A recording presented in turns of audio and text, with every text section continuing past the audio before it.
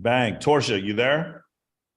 Uh, got it. Got it. Okay, cool. We are live. We are live. Torsia, awesome. Hey, Torsia, can you give my audience kind of a background on what it is that you do? Yeah, I'm a content creator that talks about Bang. evolutionary. Torsia, you there? Oh, stand by. Bang. Stand by. Torsia, Sorry. you there? Can you not hear me? I can now. Go ahead. Do it again. Say it again. Okay. I'm a content creator and I make videos about men's sexual strategy.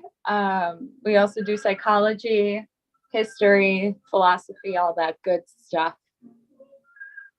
Beautiful. Someone But you do, hold on, we'll just go ahead and mute everybody. You do talk about a lot of red pill stuff. Can you talk about like why that makes you unique? Go ahead and unmute yourself. I muted everybody else. Bottom left, there you go. And I also do red pill content. So I'm one of the few women in the red pill. Yeah. So why is that unusual? Can you explain to these dudes, like, why is that unusual?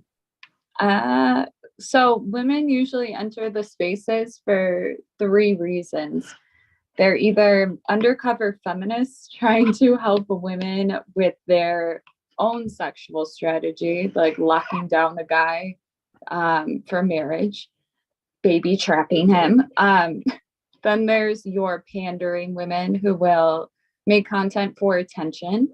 And then there's the MRAs, which are just undercover sluts. Is this weird? This is like what I say. Yeah, go ahead. Okay. Hey, listen, we talk about evolutionary psychology. These are my guys. You can talk about whatever you want, like go as technical as you want. Everything we talked about on the podcast, these are questions that the guys wanted. Do not worry about that shit, okay? And they're going to ask you a bunch of questions. To be like politically, like don't worry about it. Don't worry about that. Now we are on YouTube, but like whatever else, just go with it. Yeah. So, I guess like what specific role do I play? I guess I like to give both sides of. It's hard. Does everybody know what red pill is? Everyone in here should probably knows what red pill is, because most of these people either came from some of the Discord or the Discord server, they came from Men of Action group, or they came from some of the Telegram groups. So yeah, they should know. So there's like your red meat video.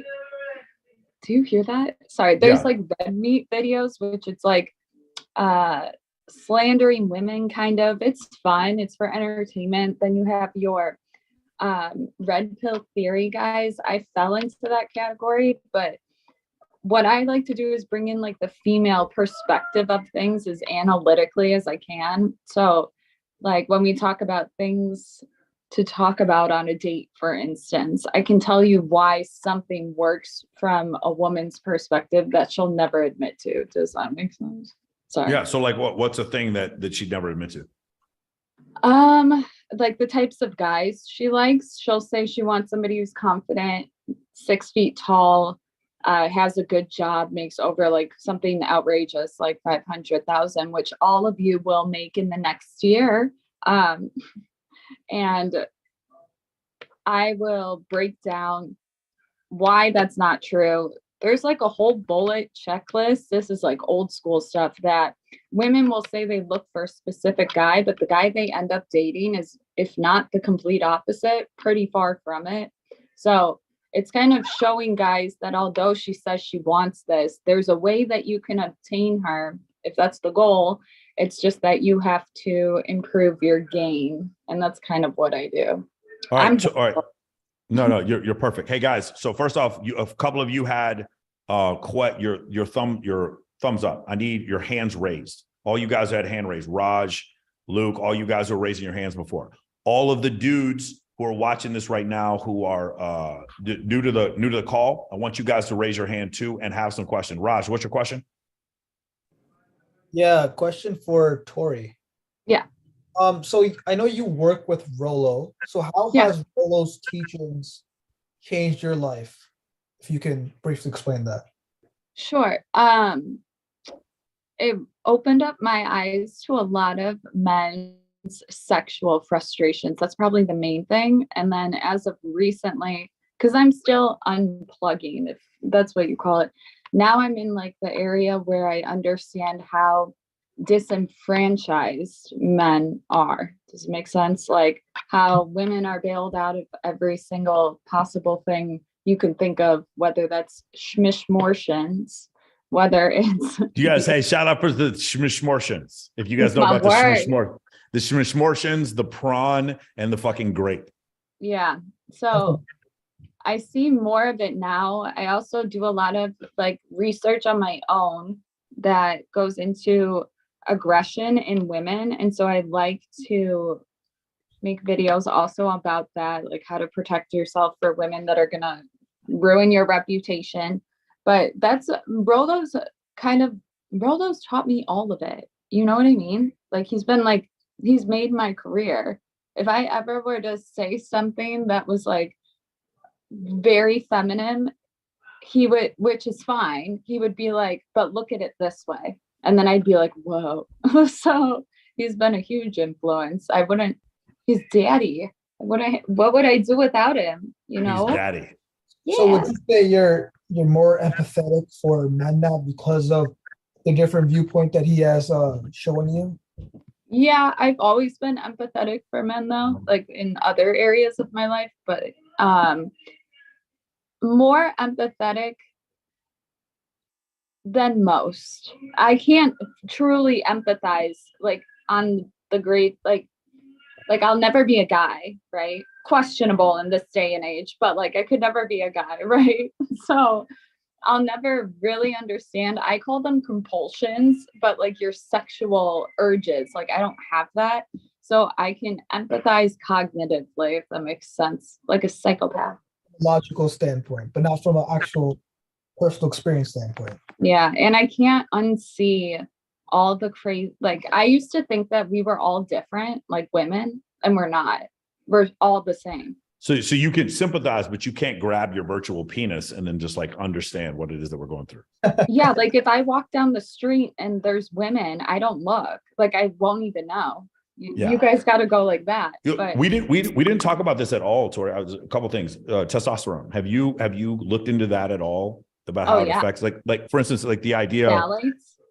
You know, that the 17 times as much testosterone. When you were talking about on our interview, men will fuck anything. That's what I left out. Yeah, men will fuck anything, right? Do you remember that? Well, let's talk about it now.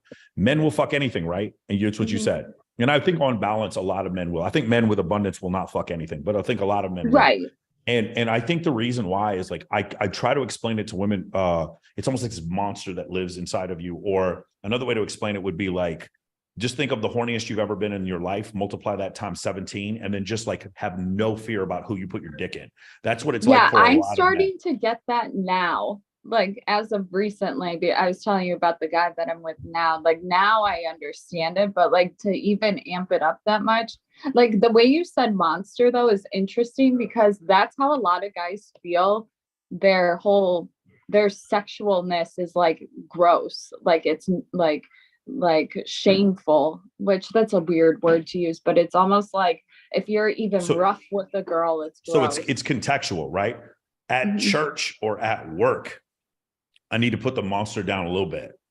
But he doesn't go away. When I'm in the bedroom with the girl who wants me, she appreciates the monster. Does that make sense? Now here's where it gets really weird. You know, you remember the whole trope about the mob bosses, and they would have their wives, and on Friday nights they'd have the gumars, you know what I'm talking about? Yeah. They'd have the girlfriends night. And then they would do the wild, crazy shit with the girlfriends sexually, but they wouldn't do it with their wives. Do you know what I'm talking about? That Why happens do they too. do that? Because it's really weird. It's like this Madonna whore complex that happens. That's what okay. Yeah, it's definitely happened to me where I had this one girl who would like do everything for me and she was terrific. And then the girls that I would have short-term flings with, I would just do anything I wanted with them, but not with this girl. And then she would complain. She's like, I want you to call me those names. I want you to do that. We were talking about it during the podcast about the crazy stuff women would ask me to do with them. And so that's the reason why I bring that up. Sometimes we'll actually take the monster away when it's our wife or it's the mother of our children. I know it's crazy. I know it's just, I don't know how to explain it. Fellas, if you've ever had that happen to you where you're dating multiple women and you treat the short-term partner wilder than the long-term partner, put a 1 in the chat if that's ever happened to you. That's happened to me several times. And I've had to like catch myself and stop myself from doing that. I can't It's relate to that, almost- but there's a movie, Analyze This, with Robert De Niro playing a mobster, and he has a wife and a girlfriend, and his therapist is asking, why do you have a girlfriend? He's like, I can do things with her that I can't do with my wife. And Billy Crystal's like what? And he's like, she kisses my children with that mouth. Oh, Yeah. It's weird. Like, I'm not telling you, like, I thought that was weird too. I remember when I watched The Sopranos, but as I got older and I would date, you know, I would be in a relationship, a polygynous relationship where it's like multiple women and one dude, that I would find myself doing the same thing. Does it make sense? I know it's crazy. I wish I could explain it more, but I you really guys can't. should talk about that more. Because Yeah. girls right now think that you cheat or whatever, and Mhm. like the fact that you can still love her and stuff. Like, women feel the same way about themselves. I'm not going to go into the whole reason why women just look for the better mate, but like, women aren't understanding that whole thing. But if you said that you have a monster that you can't fuck them with, like, type thing, I don't know. I think they would get it. I've never heard anybody say that. Yeah, no, I mean, that's this. I just think of the mob movies because I saw it in yeah, like you said, that one movie you were just mentioning, and I saw it in The Sopranos too. Do All you right, get cool. like what if she wanted to do it? Like, Yeah, what? it's just weird. You just don't feel the same. You still want to have sex with your girl because she's. And by the way, usually she's the hotter one, but it's just Yeah. this weird thing where it's like, you know, it's something you have to get over. It's like the one that is like, there's no. You just want to do the wilder, crazier stuff with the girl that's like the short-term partner. I'm not saying it's But always why? like that for me, but it has definitely been like that before. It Are definitely you has been saying like that like you wouldn't even try to do them with her, or you don't want to like taint her? It's weird. Maybe psychologically that is what's going on. I've heard something about the moms. Rolo's written something about promise key. I think it's the key, something like that. I'll have to look back into it, but it's something like the way that your mom creates your version of idealism. I wonder if that goes Interesting. with it. Yeah. That could be it. Hey guys, also make sure you guys give Tori a shout, or like make sure you give her a follow. She's on TikTok and she is on YouTube, and she does multiple videos. Go to my multiple YouTube. Woo. Yeah. Yep. Yeah. There it is. All right, beautiful guys. Make sure you check her out there. Cool. Now let's go to Luke. Luke, what's your question? Yeah, Torsha, what got you into this space? There are like a couple women that are like in the manosphere that like give their opinions. Like, there aren't that many of them that are self-aware enough to be able to do that. So I guess what got you into this space? What really inspired that? I'm trying to gatekeep this space. A lot of like the woke and girls coming in, they want to soften it, which goes really against the old school blog posts. So I'm like the Jeffree Star of the fucking red pill. That's my goal. Like, if you fuck up, you should be scared. I'll call you out on it. I forgot to mention that part, but like there's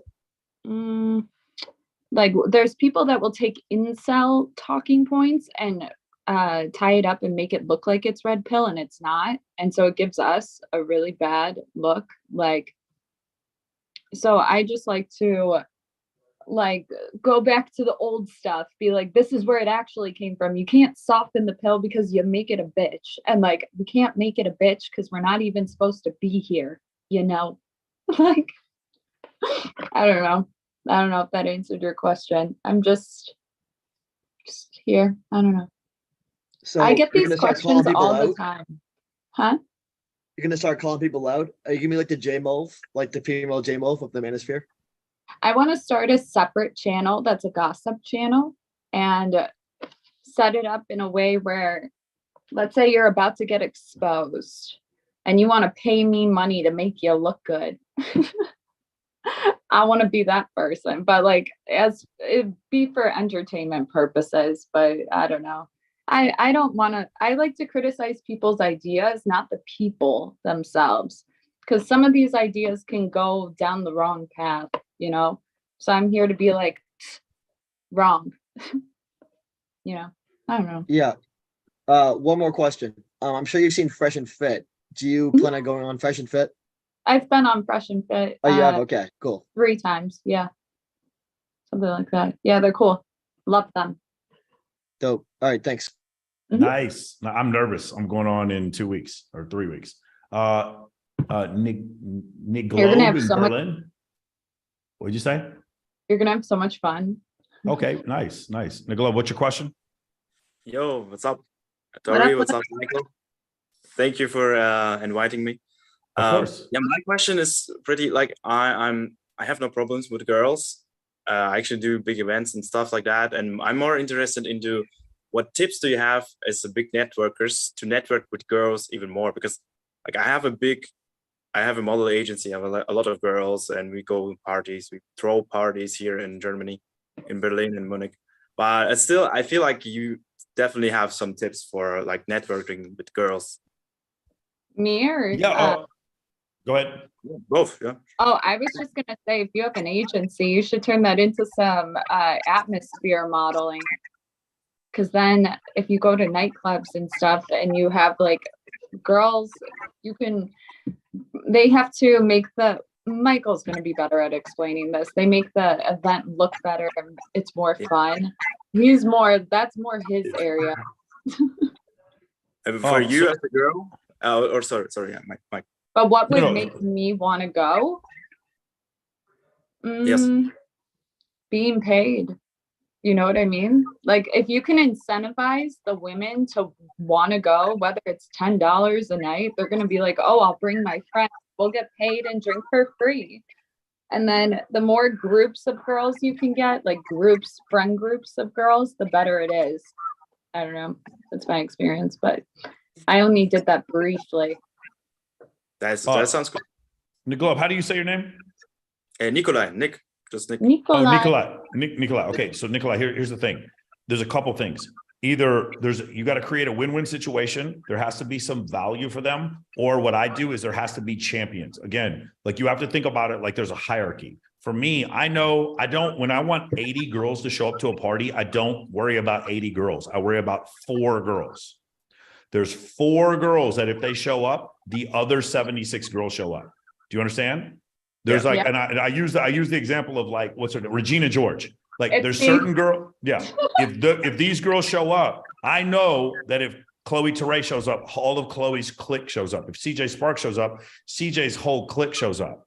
And CJ and Chloe are friends. So if I get CJ to show up, Chloe will show up. Then they'll bring 20 girls each. Do you understand? And they won't even bring the girls. They'll just let other girls know I'm coming. And the girls know, like a switch goes off in their head. Hypergamy, Wow. FOMO, vanity, guilt. I have to be there, One of the things I explained, and Tori, we haven't really talked to you about this. When it comes to networking, the network grows, it grows. And then it doesn't grow like other networks. It becomes the network. It's weird. It's almost like saying your section of the matrix grows until it becomes the matrix. So for instance, on December 1st, when we do Babes in Toyland is not like, hey, come here. You should come. Babes in Toyland is, if you're out on a Thursday in Los Angeles, you don't have a choice.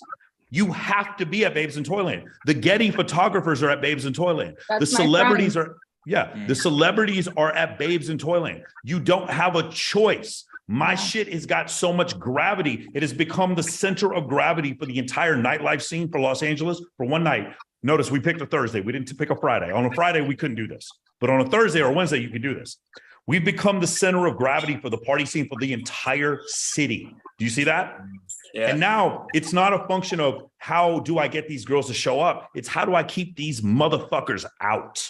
That's what it becomes. It's like this. So you have to think of like this. I'm working on it, 7 girls, 8 girls, 12 girls. Then it's 100. It's a hockey stick. Do you understand what I'm saying? So to get to the other end of the hockey stick, which is what you're asking me, you need to build win-win situations, right? So this is like what a great win-win situation is atmosphere modeling, like you said before. I love getting girls in my group paid. When you get girls paid and you become the reputation for getting girls paid, I'm not gonna say the guy's name. Do you guys remember? Put a 1 in the chat if you read the Setup by Dan Bilzerian. Put a 1 in the chat if you read the book The Setup by Dan Bilzerian. Okay. That's exactly, I know where you're going with this. Okay. This is genius. In the book The Setup by Dan Bilzerian, he talks about hosts that would bring girls to him on a regular basis, but he wouldn't like let the host take the girls away. If he slept with the girls, he'd give the host $1,000. If he had a relationship with the girl, he'd give the host $5,000. You remember that? One of the hosts, or the host he's referring to, is the guy I'm talking about now. We're going to call him Steve. His name is not Steve, but we're going to call him Steve. Steve fucked everyone. It was a running joke when I moved to Vegas. Every single girl I knew here fucked Steve. Bro, and the girls would do like this, Torcia. They would go like, but everyone fucks Steve. Is But this the really attractive guy? No, I'll show him to you. No, you're thinking of I'll show him later. It's a different guy. He's a host. That guy, okay, that's the really attractive guy's a club host. This guy's an independent host. The girls would do this with their shoulders, just like this. They go, but everyone fucks Steve. But everyone fucks Steve. It wasn't even like some of them had boyfriends and like, yeah, of course I fuck Steve. Everyone fucks Steve. Yeah, I fuck Steve with like 3 other girls. There's girls always who would one never, in the yeah, city. girls who wouldn't even have a threesome would fuck Steve with 3 or 4 other girls. You want to know why? Because he got girls paid. He didn't pay the girls, but they always knew that the best parties were with Steve. And if you fucked with Steve, the girls were going to get paid. You were going to get atmosphere modeling gigs, and you're going to end up walking off with a client that was, dropping 20,000 on a fucking poker table, and then you would have to give 20% back to the to Steve. You understand what I'm saying? Mm. So that's the thing. So that's number one, win-win situations. Number 2 is opportunities. Foster Friday Foundation, Babes in Toyland Charity, Red Carpet at the Maxim Party, Ignite Party, Playboy Bikini Competition, Yandy Summer Search, Swimsuit USA, paid. Do you understand what I'm saying? Charity events, galas, the Met Gala, on stage at EBC at Marquee Skydeck, fucking Miami Swim Week, Coachella, whatever. So number 2 is opportunities. Like you're giving them opportunities. For the charity event's the easy one for me. Okay. And number 3, lieutenants. Who are your lieutenants, bro? Who are your captains? For me, it's CJ Sparks. It's Kindly Myers. And when they're on the call, I tell them that they're my lieutenants, and they're like, "Yes, 100%. Bringing the girls this way, Michael Sartain. Bringing the girls to the party, sir. Yes, sir." It's like that. You see what I'm saying? That's how you get 80 girls to show up. And selfie stations. Dude, the selfie, yeah, for sure. So at the party, so Nick, she's not wrong. So we did a party one time, and what we had thrown 2 events previously. We took the physical step and repeats to this guy's house. We set up the step and repeats in 2 different places in the house and pointed lights at the step and repeats. The step and repeats were for events that had already happened. They made no sense. Contextually, the step and repeats were nonsense. We had girls lined up the whole night, standing on the step and repeats, taking pictures of themselves on these fucking fake red carpets with lights pointing on themselves. Gentlemen, if you have been in Men of Action in Pillar 1, the 2 main ways to get people to come to your party, unmute yourselves. The 2 main ways are what? Vanity and guilt. Vanity and guilt. Vanity and guilt. FOMO. Yeah. Yeah, that's what guilt, like that's the vanity, right? Like, vanity, guilt, FOMO, exactly. Men FOMO. are slaves to their biological urges. We're slaves to those, like selfies and FOMO. That ass. Hold on, wait, hold on, Liddy, what did you say? Hold on, Liddy, what did you say? Open to short or what? Me? Liddy, hold on. Hold on. I have to get this on. Okay, so like what you guys are saying is like how I just like, I've always gone for NBA players, yes. tall guys. And here's the thing, I do really like tall guys, and you guys know that. But if the shorter guy has a very huge, you never know. They could totally have a chance. Yeah. The skinny ones. I know, but here's the thing. It's just I like to be like thrown around and just like that kind of thing. So if you're smaller and you're in a crowd of people and you can hear me laugh and you can't see someone protecting me, then like I probably So hold on. So if they're skinny or shorter, they should just pull it out when they're in a crowded bar with you? No. Here's what you do. Either way, I'll wear glasses because I'll get to She didn't say no, Tori. She didn't say no. You don't know Liddy. You don't know Liddy. I heard. I was like, yeah. She gets Michael, it. that's why at our events, all the people don't wear that much clothes because it's all like fetish, sex positive parties. So Okay, very good. Sex positive. That's one way to say it. Yes. In Beautiful. German. All right, cool. Hey, let's keep it going. Grant, did that answer your question? Or did that answer your question, Nicholas? yeah, Michael, thank you 1,000. Yes. Beautiful. Grant, Kim. Hey, one other thing, guys. Listen to me. Sorry. If you have never asked a question on one of my calls, I need you to raise your hand and just ask a question. It doesn't even matter if you have a good question. You need to get over yourself. You need to stop. You need to learn how to talk on camera. This is one of the things you guys understand. Working with Zoom is not just for fun. This is how business is done in 2022. You think you're going to get a fucking job now and you don't know how to work on Zoom? You're a fool. You need to learn how to do this. You need to learn how to do FaceTime. You need to learn how to present yourself. You need to learn how to do lighting. You need to learn how to get your audio correct. If you don't do this, you're a fool. The time has passed. You guys got to learn how to do this. This is why I love Telegram groups and Discord groups, and those are fine. And the YouTube comments, yada, yada, yada. No, I need to see your face on camera. I need you to stand up for what you believe in. I need you to say these words. Do you understand the words that are coming out of my mouth? You understand? I need you to say the words on camera. This is a skill set. Being able to talk on camera is a skill set in networking. Got it? And like we said before, networking is an evolutionary adaptation. Grant, what's your question? Preach. Tori, what's up? What's up? My question is, Tori, with your like close girlfriends, how often do you like bring up like the red pill perspective? Like maybe you don't even use that word, but how often do you bring it up? And if so, like, if you do, how do they react? Women don't want to be told shit ever. Yep. There it is. Yep. I think we can all agree. But most of them take it pretty well. We were talking about this on the podcast. Really? Yeah, they take it well. They're also like between the ages of 23 and 27. So they're not like, I'm dead in red pill years. I'm 27. But other than that, I don't know. I haven't had pushback. I love women. So there's some women that will make money off of exposing their contradictory beliefs. And I personally think that women were taught this stuff and they just don't see it. Yeah. So I try to break it up a little bit for them. Otherwise it's positive. Okay. So are you saying that you think maybe age has, if they're younger, they're more easily influenced by your opinion?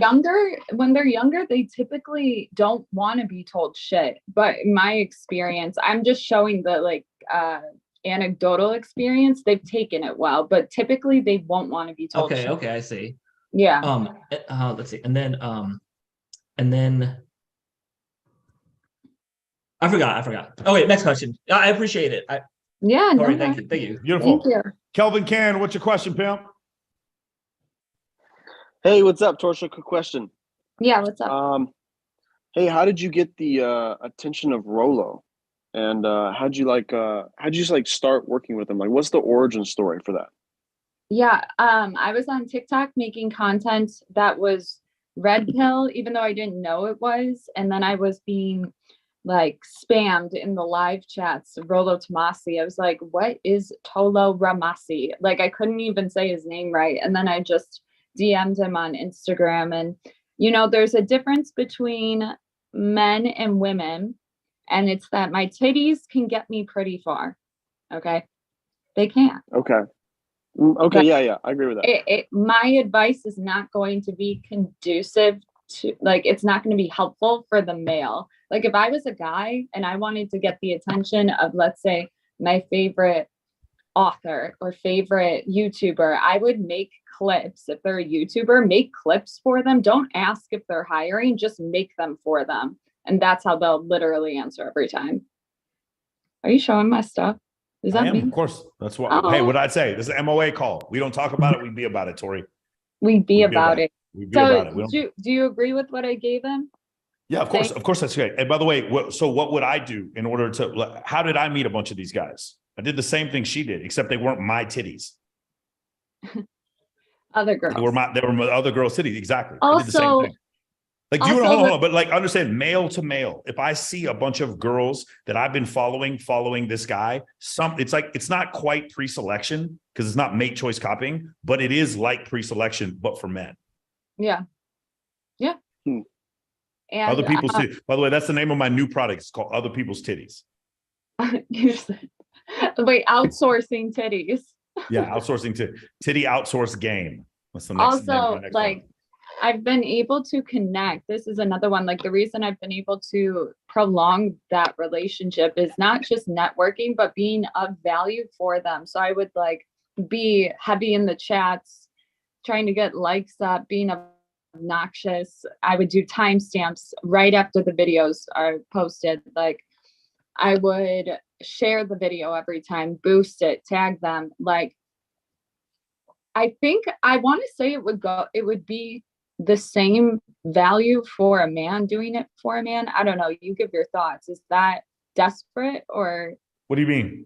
About like doing clips for him? clips, being a mod, like trying to get likes up, sharing? I wouldn't even do that. Like, I make clips about, like, so for instance, Bilzerian gave me the first copy of his book, like a copy of his book before the book came out, because I had made a clip with myself and CJ Sparks, because we had been to a bunch of those parties that he'd thrown and we wanted to talk about him. So I was like, hey man, I'm gonna be one of the first people to read his book. He's like, my man, because I tagged him on Instagram, and then he sent me a book. That's legit. See? I couldn't get Alex Hormozy's attention to save my life. I post a quote of his like once every other week. He finally liked my post. Now, I don't know. It's going to be a little bit more time for me to get him on my podcast, but that's what I did. Or like making a video, like a story, asking for them to respond. You I can mean, that use could the be little, it too. That could be it too. yeah, because then they'll see it right away. Yeah. So, Beautiful. yeah. Beautiful. Sean, Cool. did that answer your question, Kevin? Thank you, Torsha. Kelvin? Yeah. Oh, yeah, Sean all does good. it. Thank Sean, you. what's your question? Yep. Hey, Tori. First and foremost, thanks for taking the time to do this. My question is pretty quick. Are you familiar with Kurt Doolittle? He's done a lot on how women conduct warfare and how that's kind of an understudied field, particularly psychological warfare. I feel like, especially as a red-pilled woman, you'd have a unique insight to interpret and vet that concept. So that's kind of something that I've been digging into. Like I just started, or I just finished the book, The Ordinary Man. So this is the man's perspective. This is like, how do you get people to kill? Like back in Nazi Germany. Oh, I probably shouldn't say that word. That's fine. I forgot. Sorry. But it's like, how can you get all these men that never hurt anybody before to kill? And so for women, it would be like, I know there's statistics saying that women's aggression and the crimes for women are going up. I don't know if that's like rape accusations, if we're going to implement like false allegations, or if they're going to be committing murders. I don't know. But like, I guess,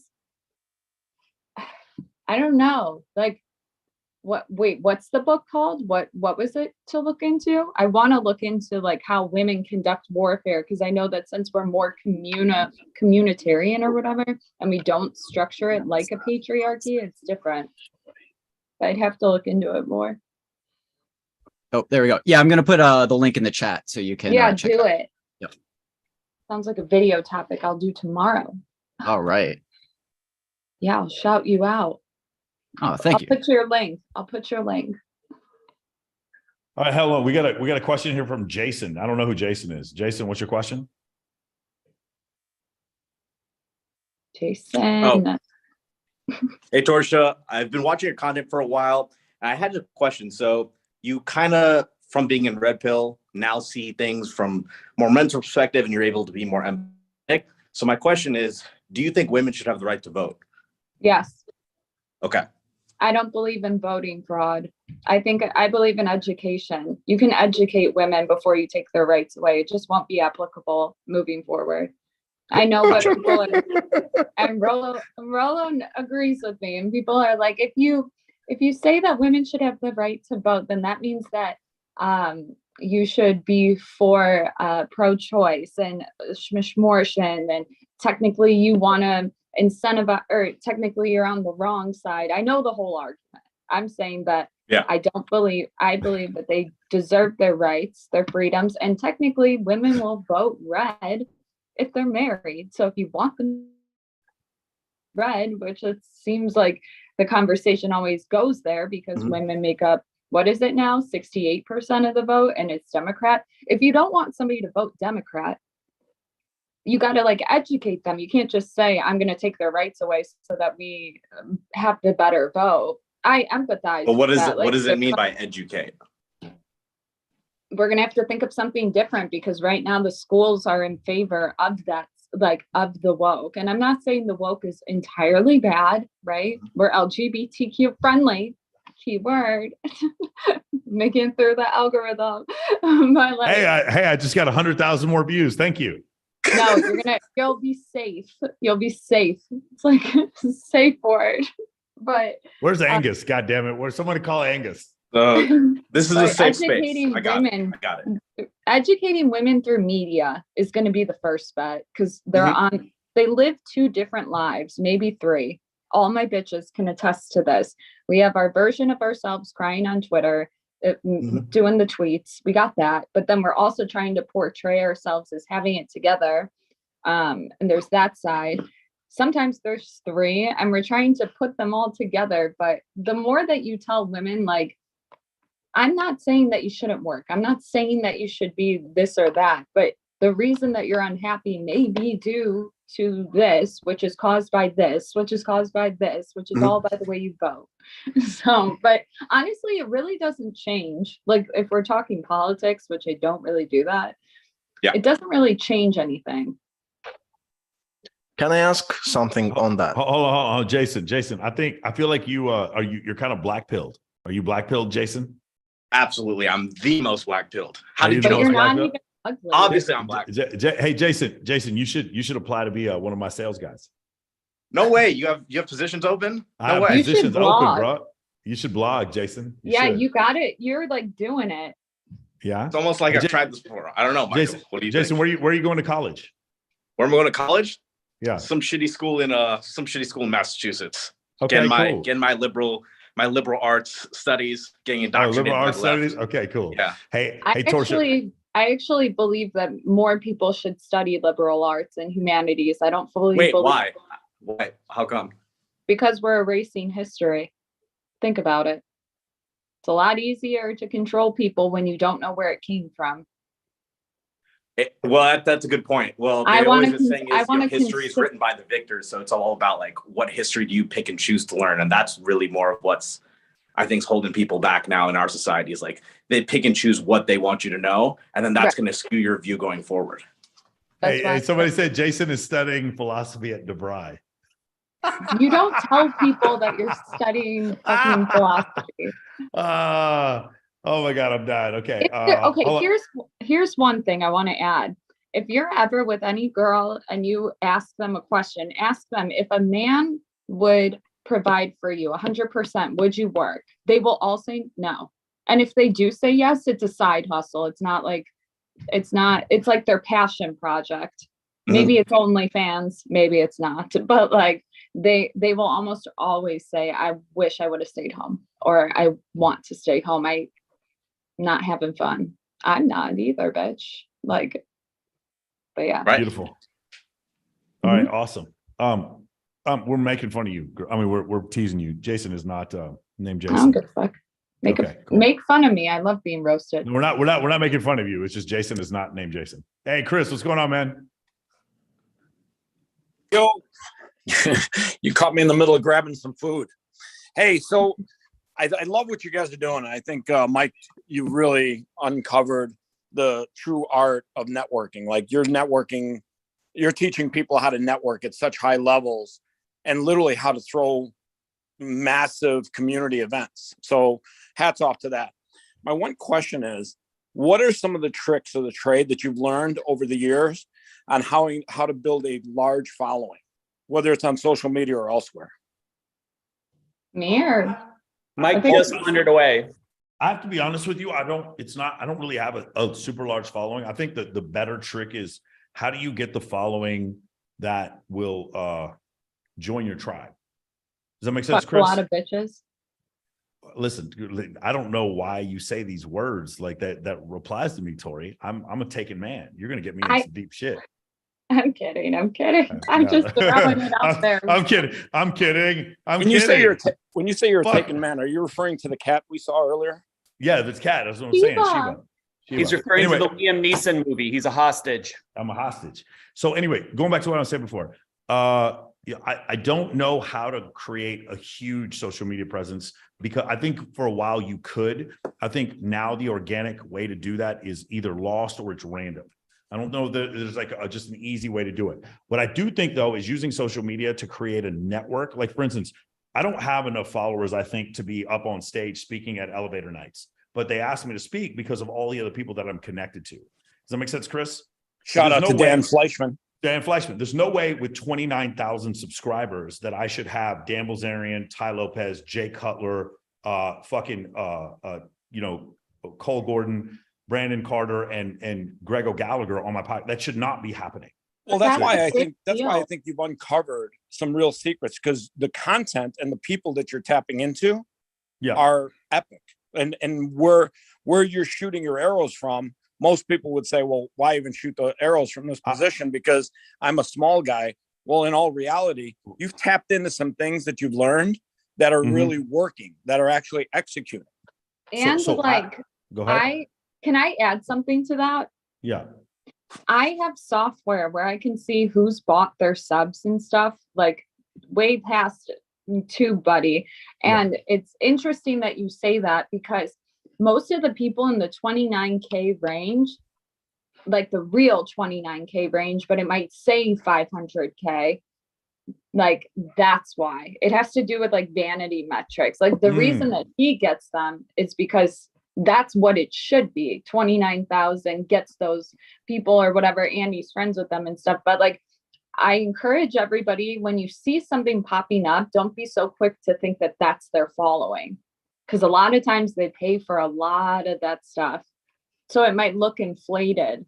And so when you think you're a small guy, you might not actually be, you know? Yeah. I think a lot of social media numbers are inflated, and that's for vanity purposes. That's the people's egos. I mean, some people have 8 million followers and, 200 comments. And I'm thinking to myself, where the fuck are the other 7.9 million people? Even when they have the, like, let's say 8 million views and 100,000, like it all makes sense. It's all bought, like a lot of it, most of it. So just whenever you're watching content, just, is this what I want to watch? Is this good? Or do I just think it's good because other people watched it? Yeah. That's like, I mean, so for me, the other thing is like, I can run a business with a lot fewer followers than I have now and do like low 6 figures a month, because you have the right people in your group. And that's the only thing that matters to me. Like there's a lot of people, like, again, I'm going to go on Fresh and Fit in 2 weeks. A lot of their audience, I would love to have as part of my tribe. So I want to their audience is authentic. Their growth is authentic. Sure. Yeah, those guys for sure. There is a lot of their audience though that is not going to resonate with the things that I say. I also know that too. But that's the other thing. That's another part about what I believe about masculinity. Masculinity is about individualism, individual thought, and anti-masculinity is about a group collective, a group think. And when you go against the group think, they snitch on you. They snitch on Andrew Tate. Tekashi 6ix9ine, he snitched on his friends. That's the anti-masculinity belief, is that we all have to be part of the group think. And if you don't do the group think thing, I'm going to tell on you. You see what I'm saying? Hey, by the way, shout out to Elon Musk bringing back Andrew Tate to Twitter. Instantly improved Twitter tenfold by bringing Tate and some other people back. Dude, I'm so offended by people who are like upset that Elon Musk bought Twitter and brought people back, that I almost like want to ban them. I want to block every one of those people. Like, how are you so short-sighted that you think bringing people back, your favorite Twitter personality, they didn't ban them. If you don't like these other people, don't follow them. Man, it's just so upsetting to me. It's like this idea that Jack Dorsey was the right person to own Twitter, but Elon Musk can't. Such garbage, bro. Reputation destruction. Yeah. It's bad. I agree. Beautiful, man. Let's keep it going, guys. I'm gonna. I can't go as late as I usually go because I have a flight to Dallas I got to catch. Hey, babe, what's your question, man? I have to jump on another call. So if somebody has a question, now's your time. Hey, babe, get it going, man. What's the question? Abe. Are you having a hard time with this, brother? Yep. Hello, how are you? Thank you. Hey, to be honest, I'm not familiar with most of the things you guys are talking about, the pills and stuff. Okay. I follow your stuff on Instagram. I love the evolution stuff. Yeah. Yeah. I'm like in a very different field in AI and machine learning. That's like I do research and engineering and building my own company. And I'm realizing in this field, you don't meet a lot of technical people in my area. So I'm trying to pave my own way where I could do what I'm doing right now, being very technical, being in research, but at the same time, have a good social circles and while traveling. So I was able to finally quit my job and live comfortably and travel the world. And I guess my question to you is, as a deep technical person who is always traveling and living in new places, what's the good strategy for building new social circles with like cool people, active, happy people? And would be nice if there were like a lot of girls too, of course. Yeah, is that for me or for him? For Michael. Yeah. I don't know. One more time about how do I meet people in the technical circles? I thought Like you were asking him her a question. Sorry. No, I'm no. asking, right now my life is like, looks like everyone here, they're building like social circle and clubs, they're doing events, but I'm always every like other week I'm traveling to a new city, new country. I'm planning that for next couple of years. So my question is, how could I build this dynamic social circle as I travel? Yeah, I would tell you, somebody put in the right answer, and not to be self-serving, but join MOA, because a lot of guys in my program, they travel all the time. And like, for instance, if I was going to go do an event in Los Angeles, I know I'm going to hit up Sky Rigdon, Dorico. I know there's a bunch of guys. When I go to Miami, I know I'm going to hit up Shanka. I know I'm going to hit up Godwin. I know I'm going to hit up those guys. I know when I'm in Scottsdale, I might hit up, I say, hey, Keegan, where should I be going for this and this and this?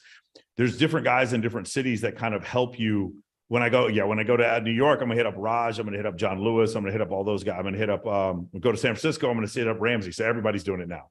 Yeah. So when you do that, so in MOA, we have these event planning groups in every city. Does that make sense? That would be one way to do it. Another way to do it is, if you have a group of people that like are across the country, kind of like what we're doing right now, the Zoom calls. I do Zoom calls like virtually like this for my program. And when I do other people's podcasts, with other people's live stream, I'll do it like this. So a great example is Mark Perlberg. He's an accountant. He's an MOA, and he does a live stream, or not a live stream, but he does a Zoom call every week with a bunch of other accountants, and he generates business that way. Does that make sense? The other thing is this, Abe, this is the most important thing. If your Instagram looks like you're a fucking child molester, then you are not going to get people to follow you at all. So what I mean by that is, if your Instagram was good enough, your social circle will follow you anywhere. And in fact, when I go to different cities and they see the people that follow me on IG, I can usually get in anywhere, meet anyone I want. People look at my IG for 2 seconds like, oh yeah, you're that guy. I've seen you on this, this, and this. And then we start talking. Does that make sense, Abe? Yes. But I guess my question was traveling more exotic destinations. I'm usually in like cities and countries. I know right now I'm in like an exotic city in Colombia. It's called San Hill. Really nice. And so make yourself very touristy looking. The women will flock to you. I'm serious. Portia, you're going to get him killed. Okay, just be on the lookout for a new drug. It's called like scolarboline or something. I did a video on it, Passport Bros. Okay, but what I get from Michael is social media, again, just a strong Instagram, and have networks from this group all over the world. Yes, that's it. But like what I'm telling you is, if your social media is powerful enough, you can just take it with you anywhere. Yeah. Okay. It's your identity.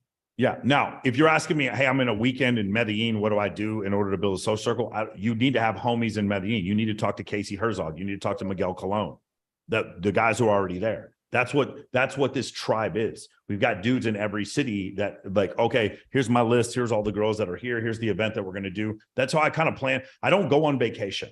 I go to Jamaica when Paradise Challenge has 150 girls going to Jamaica. I go to Mexico when Swimsuit USA has 68 girls going to Mexico. Does that make sense? That's what I do. I don't go on vacation. I stay in Las Vegas, and then everyone's like, hey guys, Babes in Toyland in Los Angeles, December 1st. Okay, sounds like that's when I'm going to Los Angeles, right? Okay. In May, we're doing Babes in Toyland, an animal rescue charity in May at the SLS in South Beach. Sounds like that's when I'm going to South Beach. You see? That's how I do it. Cool. Thank you. Do you That's mind what if I'm I saying. ask the guys here if anyone here is in Colombia, just DM me. Yeah, could you just join the Discord server? Oh, there's Discord server? Okay, yeah. Yeah, could somebody give them a link to the Discord server? And then, yeah, you can just join the Discord server. You can meet all the guys from everywhere. I gotta jump on another call, so I'm gonna get off here. All right, guys. Keep it Thank real. you for your questions. You were all Okay, lovely. awesome. Wait, Torsia, did none of them have a shot? Do any of them have a shot?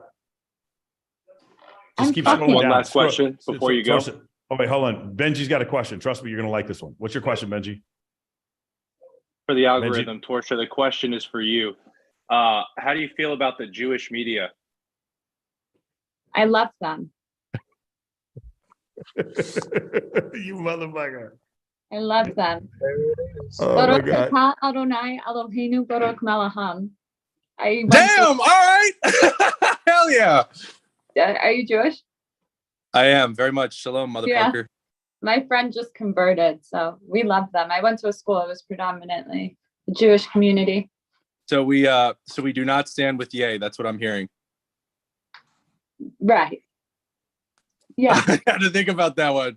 All right, I I appreciate didn't it. hear if you said yay or nay. I was Yeah, like, we do not like stand a with horse? Kanye West. Yeah. I figured it out. Like I was like, oh. Beautiful. Okay, nice. Appreciate it. All right, Torsia, we'll talk to you soon. Shabbat shalom. Love it. Alex, what's your question, man? Hello, brother. So this question was actually for Tori, but she just left. I was going to ask her. Maybe you can answer it. So the red pill information is really helpful for the guys. And as a woman who understands the red pill, I wonder if it changes her behavior at all, like in any way. We talked about it on the podcast. I mean, I'm not going to answer that for her. She definitely answers that exact question. I said, does it change her? But the thing is, because she was a bartender for so long, she kind of had already knew a lot of this stuff. But the issue is this, right? So there's really, I'll just go ahead and bring it up. This is what she brought up during the call, and I thought it was amazing. So she said, since there has been there's these studies that show that when women take birth control pills, it causes them to find less masculine features more attractive. Okay. You with me? Okay. So you marry a man, but you tolerate his less masculineness, his less alphaness. Just with me on this. And then what happens when you want to have a kid? What do you have to do with the birth control? Get off that shit. Is that a difficult one for you to answer, Alex? I sort of zoned out. Yeah, but I'm here. Alex, when you want to have a kid, what do you do with birth control? Yes. Yeah, swallow it. When you don't throw it away. You get off it. You get off it. Alex. Okay, so what her postulation was when women were getting off birth control, that they were looking at their mates and they were disgusted with them. Yeah, okay. And this is part of the reason why there was so much divorce, is that birth control was actually causing women to fall in love with men that they didn't want to be with later once they got off the birth control. Fucking crazy. Yeah, okay. That's one of her right. hypotheses. That's one of the things she would tell you. That's one of Tori's hypotheses. Yeah. Okay. Crazy stuff. Let's keep going. Was that your only question? Yep, that's it. Raj, what's your question? Well, it was gonna be for her, but she left. But I do have a question for you. Is there a call tomorrow? Because I know you're traveling tomorrow. So Let's say maybe not, because I got to do Purple Pill podcast, and I think it's the same time as the call. So right now, hey, networking coaches, plan on you guys doing the call tomorrow. There will be no call on Thursday. I'm not doing a call on Thanksgiving. okay, and so I was watching your interview with Also, guys, hey guys, I don't, if you don't mind, we're probably not going to do a podcast this Wednesday either, just because it's the day before Thanksgiving. I would rather you guys spend some time with your family. Also, what's going to happen in the next couple of weeks is you're going to see Green Room Radio, Purple Pill podcast. I think Torsia might have me on. I might go on with Justin Sterling. I'm probably going on with Jay Waller. I'm doing 2 episodes with Fresh and Fit, and I'm doing 2 episodes with fucking Valuetainment. I may need to take a break from the podcast just so you guys can catch up. Anyway, go ahead. yeah. So I was watching your podcast with Richard Cooper. Uh-huh. And, he said, I know you say this a lot, that like fuck your passion and stuff, right? But I'm gonna throw like little devil's advocate for you. So I know you were a hedge fund manager and also you run MOA and you're solving people's problems by doing those two businesses. But do you think that since you actually enjoy those jobs, that actually helped you become successful? Because I know we talk about the waste management, but nobody's really passionate about that. Yeah. But if I got good at Yeah. making money from waste management, like I was like, okay, man, let's replace these dump trucks with these dump trucks. You understand what I'm saying? I'm like, oh, here's a computerized system that I can install that makes sure that the routes that the trucks go on is more efficient.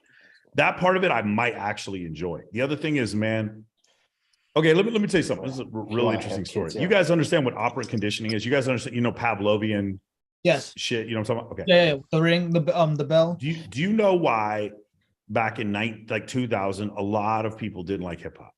It's not like it is now. Hip hop everywhere. I go to SDK, they play hip hop. Hip hop is so ubiquitous now. Hip hop is like what middle-aged white people listen to. They listen to hip hop now. Hip hop is not gender specific. I want to give the answer, but I'm being recorded. I don't want to give the answer. All right, cool. So here's the thing. The thing that made people like hip hop was, I remember I had friends that did not like hip hop, and we would go to a club and fine girls would rub their ass on these guys to hip hop songs. And they noticed when they played rock and roll songs, nobody was rubbing their ass on them. But when they played the hip hop songs, girls would booty bounce and rub their ass on them. And you want to know the crazy thing that happened, Raj? Guess what? And you start liking hip hop. Dude started liking hip hop. Dudes really started liking hip hop. I was like, you go to a strip club and girls are just like bouncing up and down hip hop. You're like, man, this Young Jeezy shit is pretty good. It's pretty catchy. Yeah, from the bottom of the map. I like this stuff. That's what started happening, right? It's just one of these things where now, I'm gonna tell you something else. If you were working as an executive, Waste Management Open, and you start getting that $650,000 a month check, you might start liking trash and shit. Do you understand what I'm saying? Yeah. I'm saying your passions can be manipulated. And I know this personally because I really did not like EDM. And then I started like training myself to like sort of tolerate certain EDM people. And then I found something that I like. Like I really do like Rufus the Soul. Like I went to Rufus the other day. I was like, damn, this sounds terrible. Like I'm not going to like this music. And I gave it a shot. Sure enough, I like it a lot. It's actually really good. So you can train yourself to like things that help you be successful. Just like people, when they start seeing abs, they start seeing their body get in better and better shape. They start to like to eat better. Right. You can train yourself to do stuff like that. Well, actually, now that you brought the point up, and I'm in finance, sort of zoned down right now. I feel like the upside in this industry where it's pretty much unlimited makes me more passionate about finance, if you get what I'm saying. So that's a fair point. Yeah, exactly. Yeah, so you can kind of get there. Now, as far as what it was actually Rich Cooper, what Rich Cooper said, he's like, you have to have some love for it. For sure, I agree with that, but it needs to. I think if you do the work, it doesn't make any difference if you love it or not. You're gonna make money. Right. It was very clear that when Ricky Williams played running back in the NFL, he did not love playing running back in the NFL. He loved smoking marijuana. And on numerous occasions, he got suspended from the league for smoking weed. Then after he'd been suspended for a while, he was still one of the best running backs in the league. He was just like, I'm just going to retire. I don't want to not smoke weed. He traveled the world. And then he realized that he was in debt like $2-3 million. So he went and signed a contract to play for the Ravens to pay off of all of his debt. He was not doing it because he loved it. Ricky Williams was a bad motherfucker, though. Ricky Williams was a really good running back when for a couple of years. He led the league in attempts on several occasions. They worked his ass to death. If you guys ever seen Ricky Williams, you should look him up. He and I are the same age. He went to college with me. So that's an example of like, you don't have to love it. Yeah, well, he was good with the Dolphins, was probably his best years when he was with the Dolphins. He was good with the Saints too.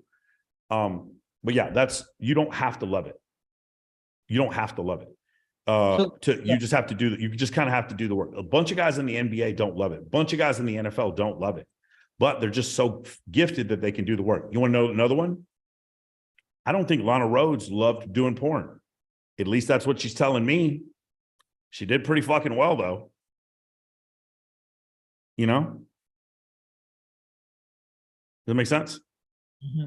Yeah. Yeah, I think the incentives also help.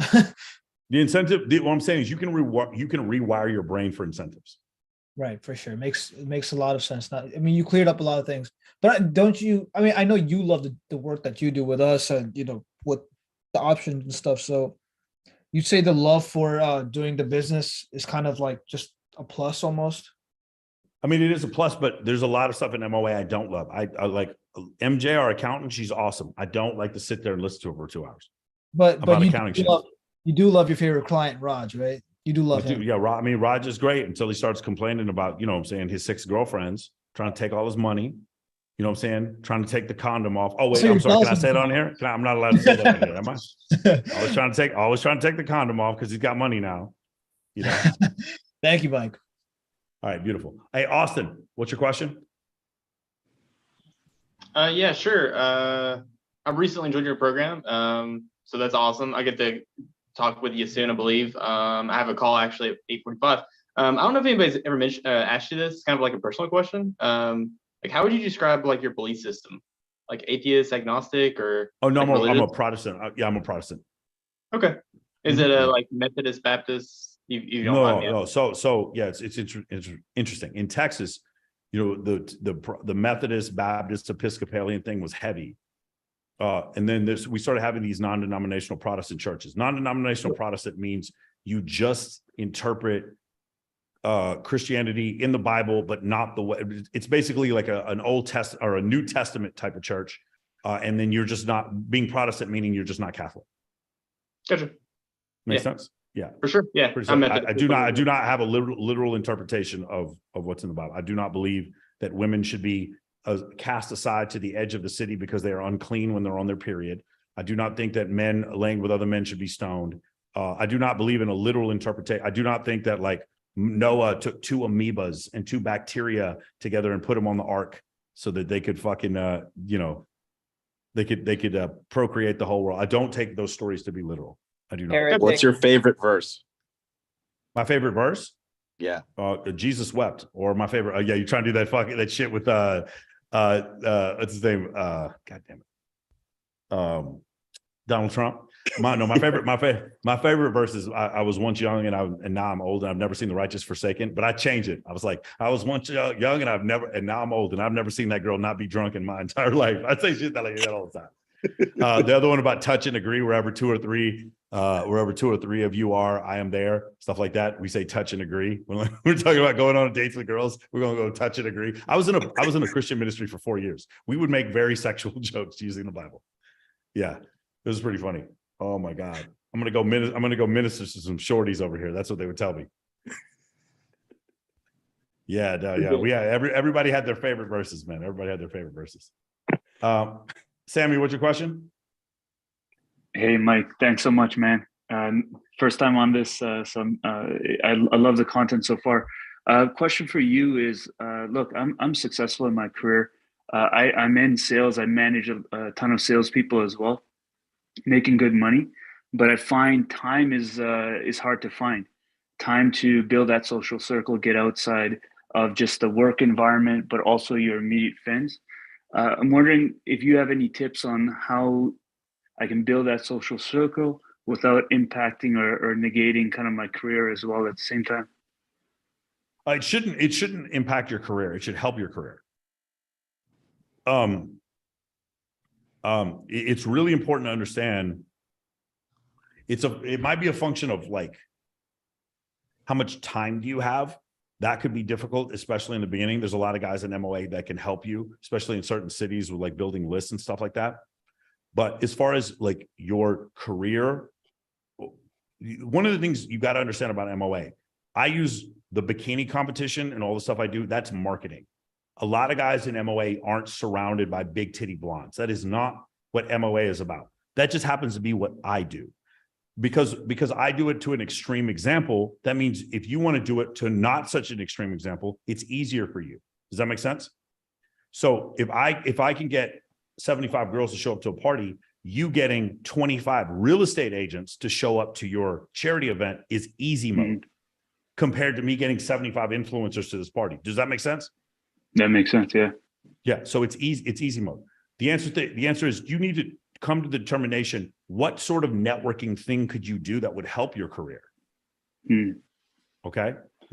Sammy, what is it that you, what do you work in? Software sales. Are you coming to CES?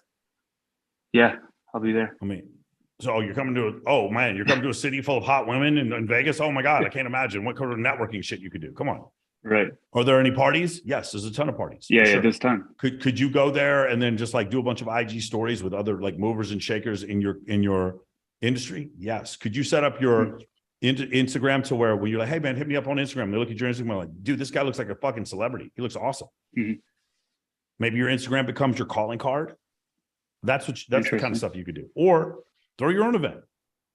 You know, I don't recommend you do that first, but I recommend, you at least get to the point where you have like 6 allies, 6 female teammates that'll help you when you go to somebody else's event. I like that. It's Sammy, I'm in SAS as well. You can do both. Oh, nice. Yeah. It's just set up your Instagram and I do sales content and videography on my Instagram. I'm in tech sales as well.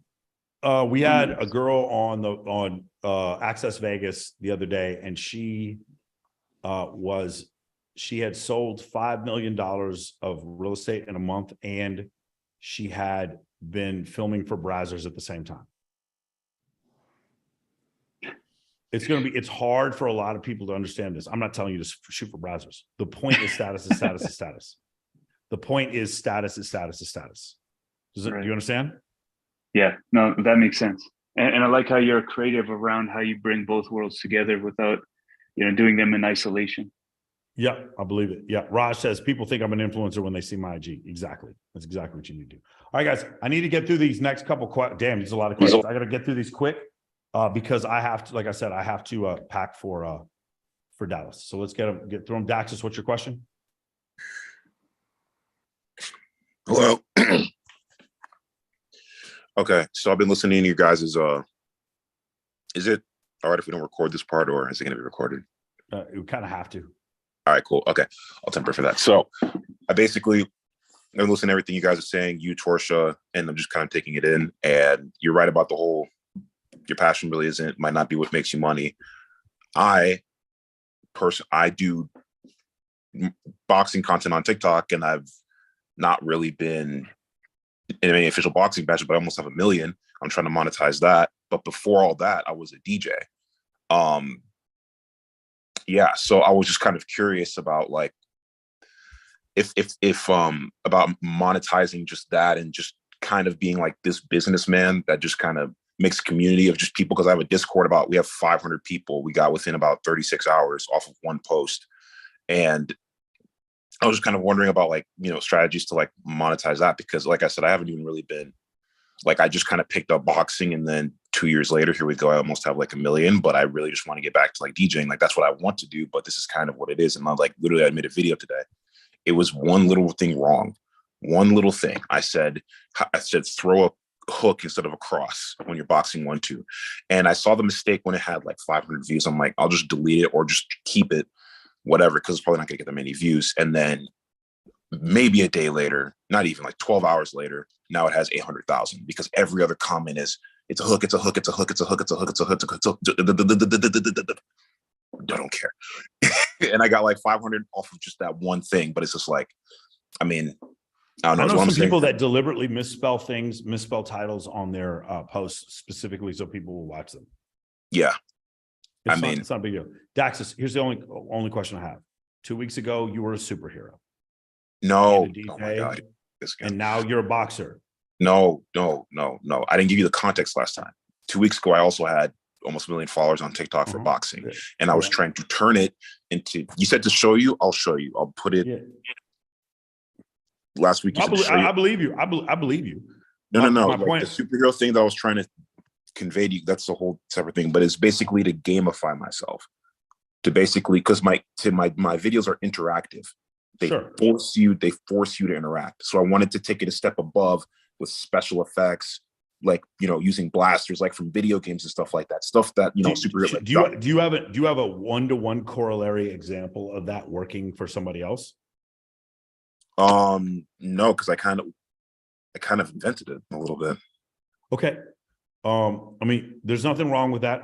You got 1 million, almost 1 million followers on TikTok. So, I believe you can take some chances. Stand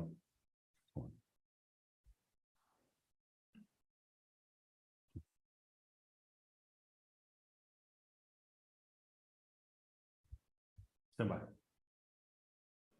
Okay, perfect. Period. Thank you, smaller face. Oh, sorry, that's my vet tech to take. I hired a woman to take care of Shiva while I'm gone. So the situation is with what is it you're trying to do? If you want to go outside that realm and try things, the thing about TikTok is I can't tell you what will and won't work, because I'm sure you've seen the disparity of creativity, or not the disparity, but like the range of creativity is infinite on that platform. Right. You know what I'm saying? I would say I've seen one dude. It's a great TikTok. It's just fucking accidents that happen on construction sites.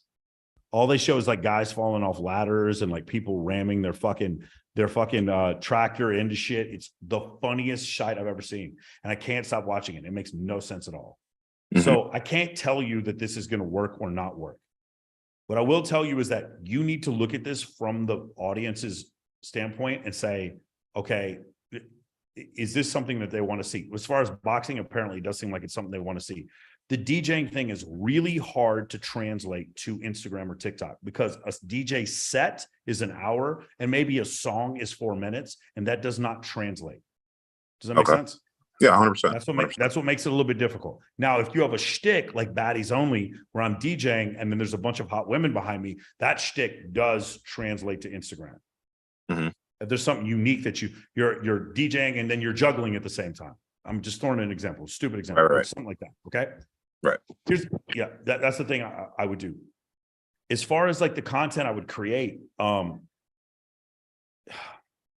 just trying to think of the best way to do this. They like the boxing. You want to rotate back into the DJ stuff. I don't know that.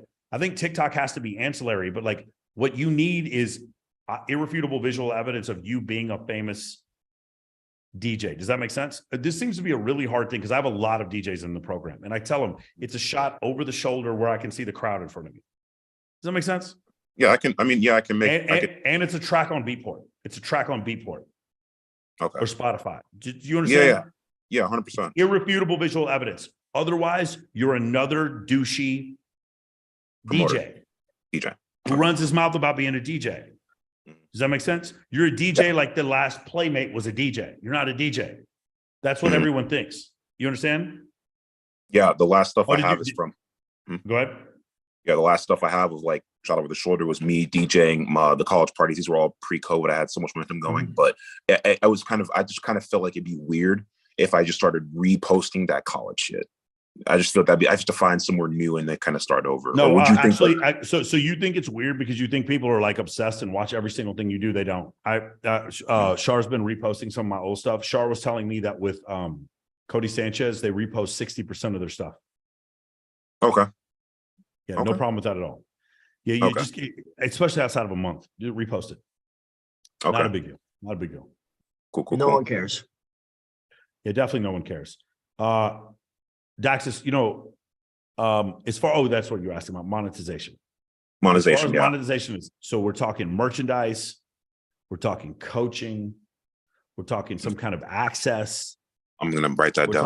We're talking some kind of course. Okay. Yeah. So what I have, merchandise, access, coaching. Okay. So what I have right now is just a Discord. It's free, just like yours. It's free. I was thinking making a paid access for the Discord, something like that. We do have an e-commerce store in the works, fighting gear, boxing gear, whatever. There you go. Sponsors. What would was the other one? Sponsors.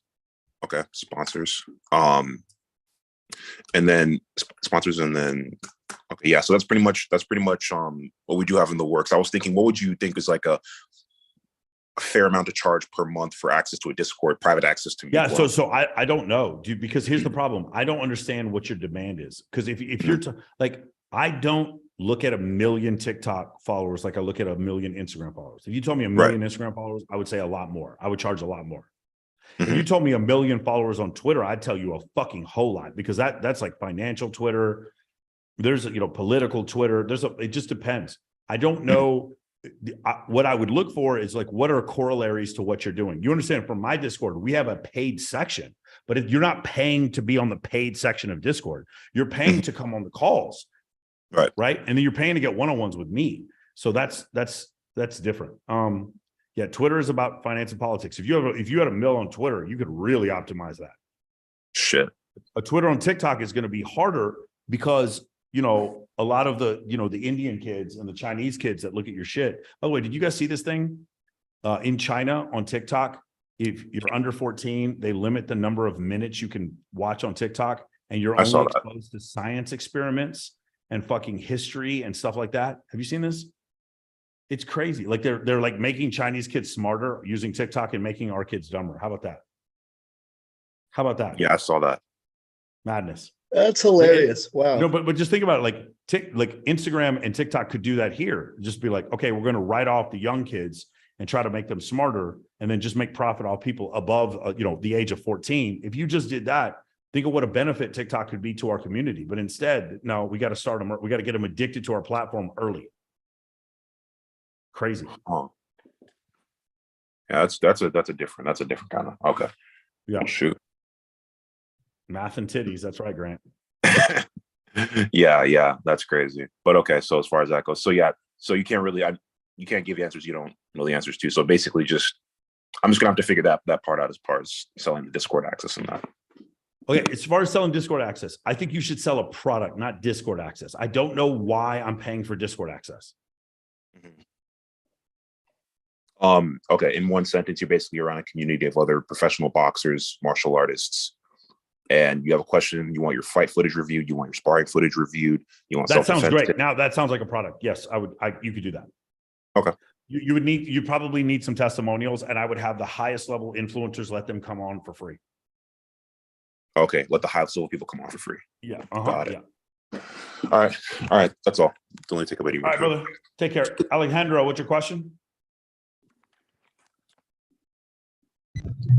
Howdy, can you hear me?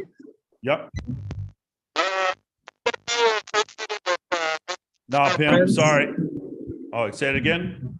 It's going to be associated with making female friends. Okay.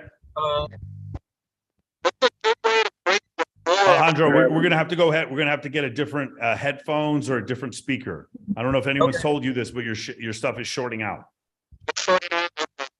But we can't hear you. No audio. No audio. Okay, let's try this again.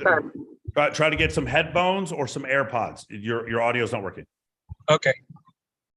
Hamaz, what's your question? Hamza.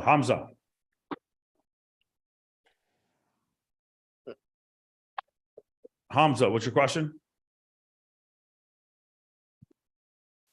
No Hamza. Let's go to Darby. Darby, what's your question? Hey, Mike.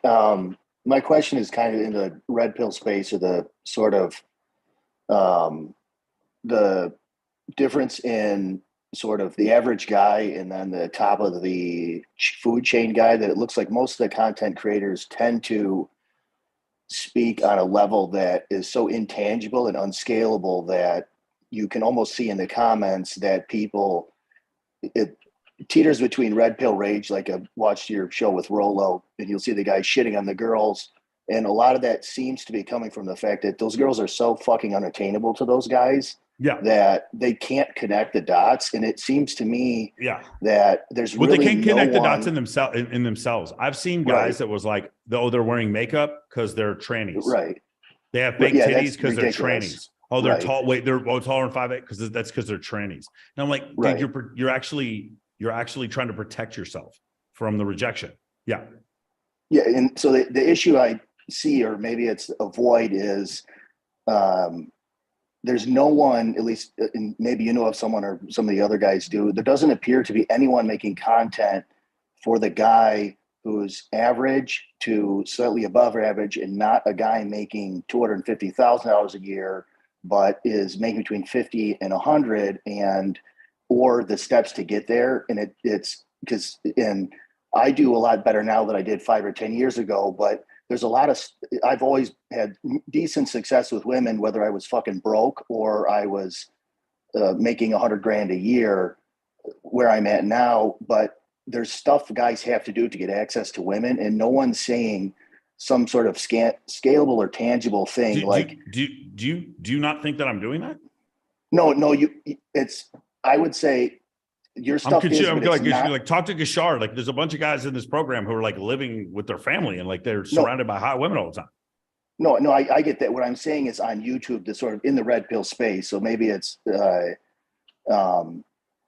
what I'm seeing a void for. Is it just doesn't seem there is any content creators. And the question content creators that are helping people understand or walk the path from, hey, I'm 22 or 23 up to how do I have success as I build myself up to be 30 or 35. And there's a lot of stuff I'm 37, so I've had reasonable success with women in conjunction to my career. Obviously, it takes time, but do you see a void or a space that type of person could be successful using some of Rollo's principles, but obviously they have to be scalable to the average guy? Yeah. No, I don't. Okay, so because that's one thing I've thought about more than once is like, listen, I'm not a fucking Justin Waller, but I'm a guy in between Justin Waller. Oh, you want to do that? Living, yeah, okay, yeah. Well, that's what I'm asking is, do you see a void that could be successful? No, and I'll tell you why. Okay. So let's talk about who's really successful on social media. Okay. Yeah. Teaching a course on how to improve yourself. Andrew was popular, and he was also teaching a course, but that's not why he was popular. Like the steps in Hustle University weren't what was getting him 1 billion impressions. Right. Okay. Right. Joe Rogan is not a how-to manual. Okay. Right. Fresh and Fit, there's a lot of fucking controversy, right? That's what they do. They try to build girls get Frank Castle. It's back, Right. You're watching like, old school daytime television. You are not the father. Oh, like that kind of shit. Okay. Sensational. Yeah. So what I do is not sensational. What I do is based on science. Like vaginas get dry and dicks get limp. Science, normal distribution,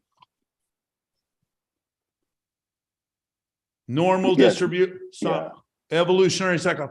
No, the answer, Darby, is no. The guys who come into this program, the reason why you guys pay so much attention is because there's other guys in this program who kick so much fucking ass that that what I teach works.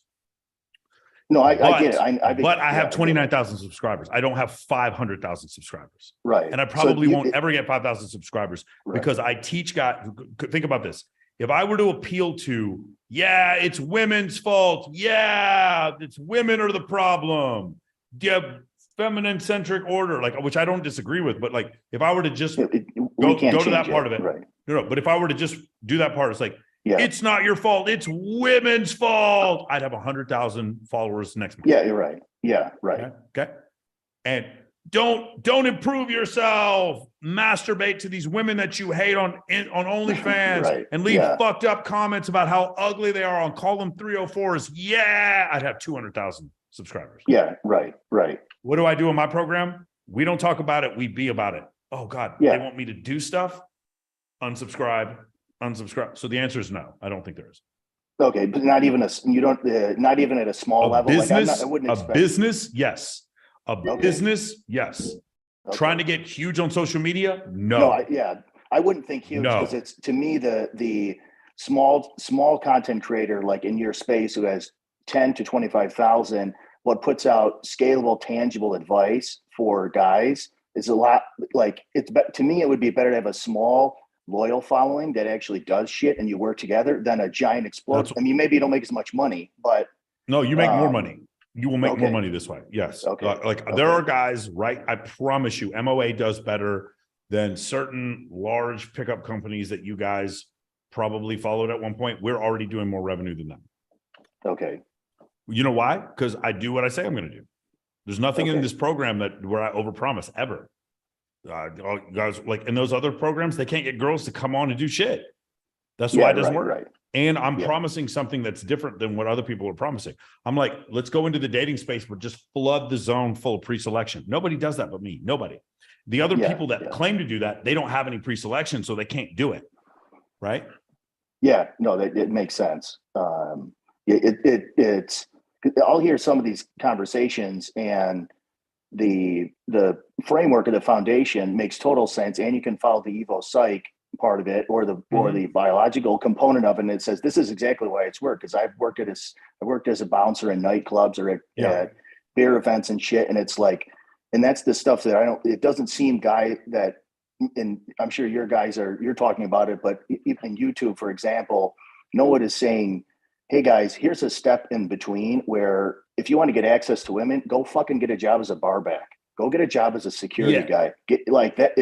Meaning sometimes it's just connecting guys. Yeah, Darby literally is here. It literally, like, go watch the Bilzerian interview. Like, so we are doing that here. I get and we're not getting the explosion that you did think. Like, when you look at the testimonials, you think that I would have 5 million subscribers now. It's like, oh wait, a guy's telling me to do something. It works. It works every time. You have to do work because I'm asking guys to do work, and they're not interested in doing work. Any kind of theory stuff, of course, it's going to do better. But I also make more money than those guys do because they can't convert those non-action takers into, let me click the button to join the program.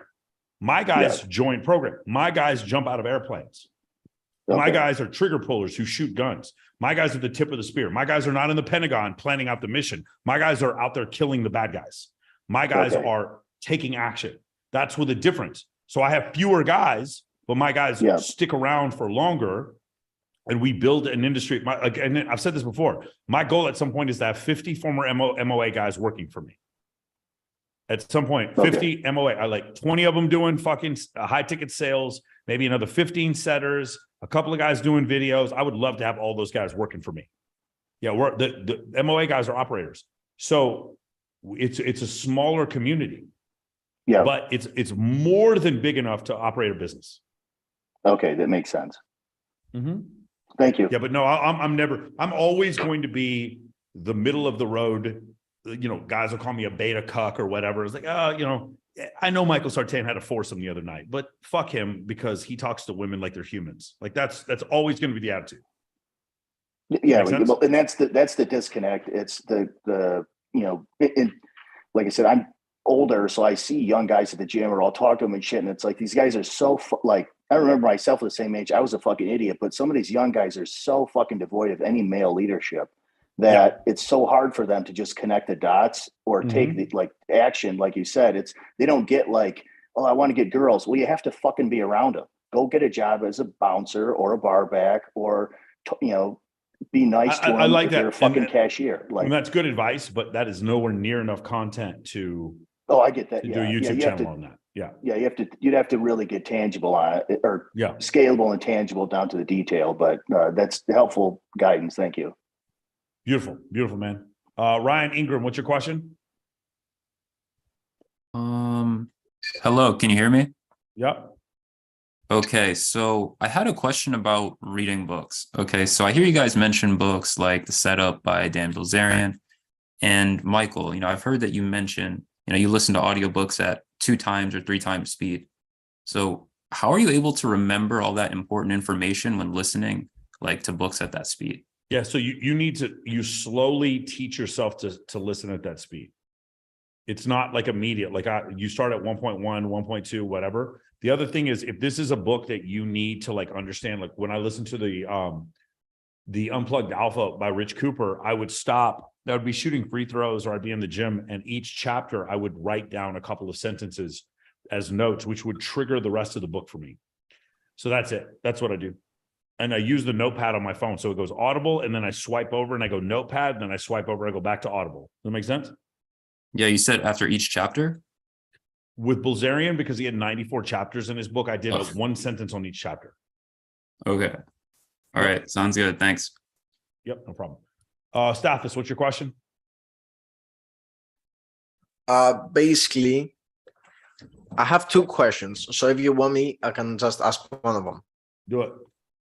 All right. So one of them is, do you treat the woman any different before and after you have sex? So are you less of a gentleman? Are you less affectionate? I'm pretty much the same. But if we've decided that we're going to just be friends, I'm exactly the same. All right. Okay. Now here's the only place where it would be different, Stathis. If it's a situation where I know she's trying to make me wait, or if there's like some kind of game she's playing, then I might be different before and after. For the most part, though, I'm not. Because All right, if fair. you're attractive enough for me to want to have sex with you, I'm not going to just do it once. I'm going to be with you several times. I'm All right, really cool. not. I into was one-night asking stands. because like the other day, some Mhm. girl was asking me that I met in a party. She was asking me to like open the car door for her. And I had already gotten in and I just opened it from the inside and she didn't like that. And in my head, I was like, no, I'm not gonna go outside and open the door for her because then she might think that she already like has me in the bag and like not fuck me later. But you already had sex with her? I had later. Yeah. I mean, I just there's certain things I don't worry about as much after I've had sex with a girl because there's certain things she's not worried about either. Now that I've been with a girl, I wouldn't mind. But before, like I didn't want to lose that because she thought she already had me or something. Okay, I'll tell you a couple things. I'm not going to be excessively vulnerable at all before I have sex with a girl.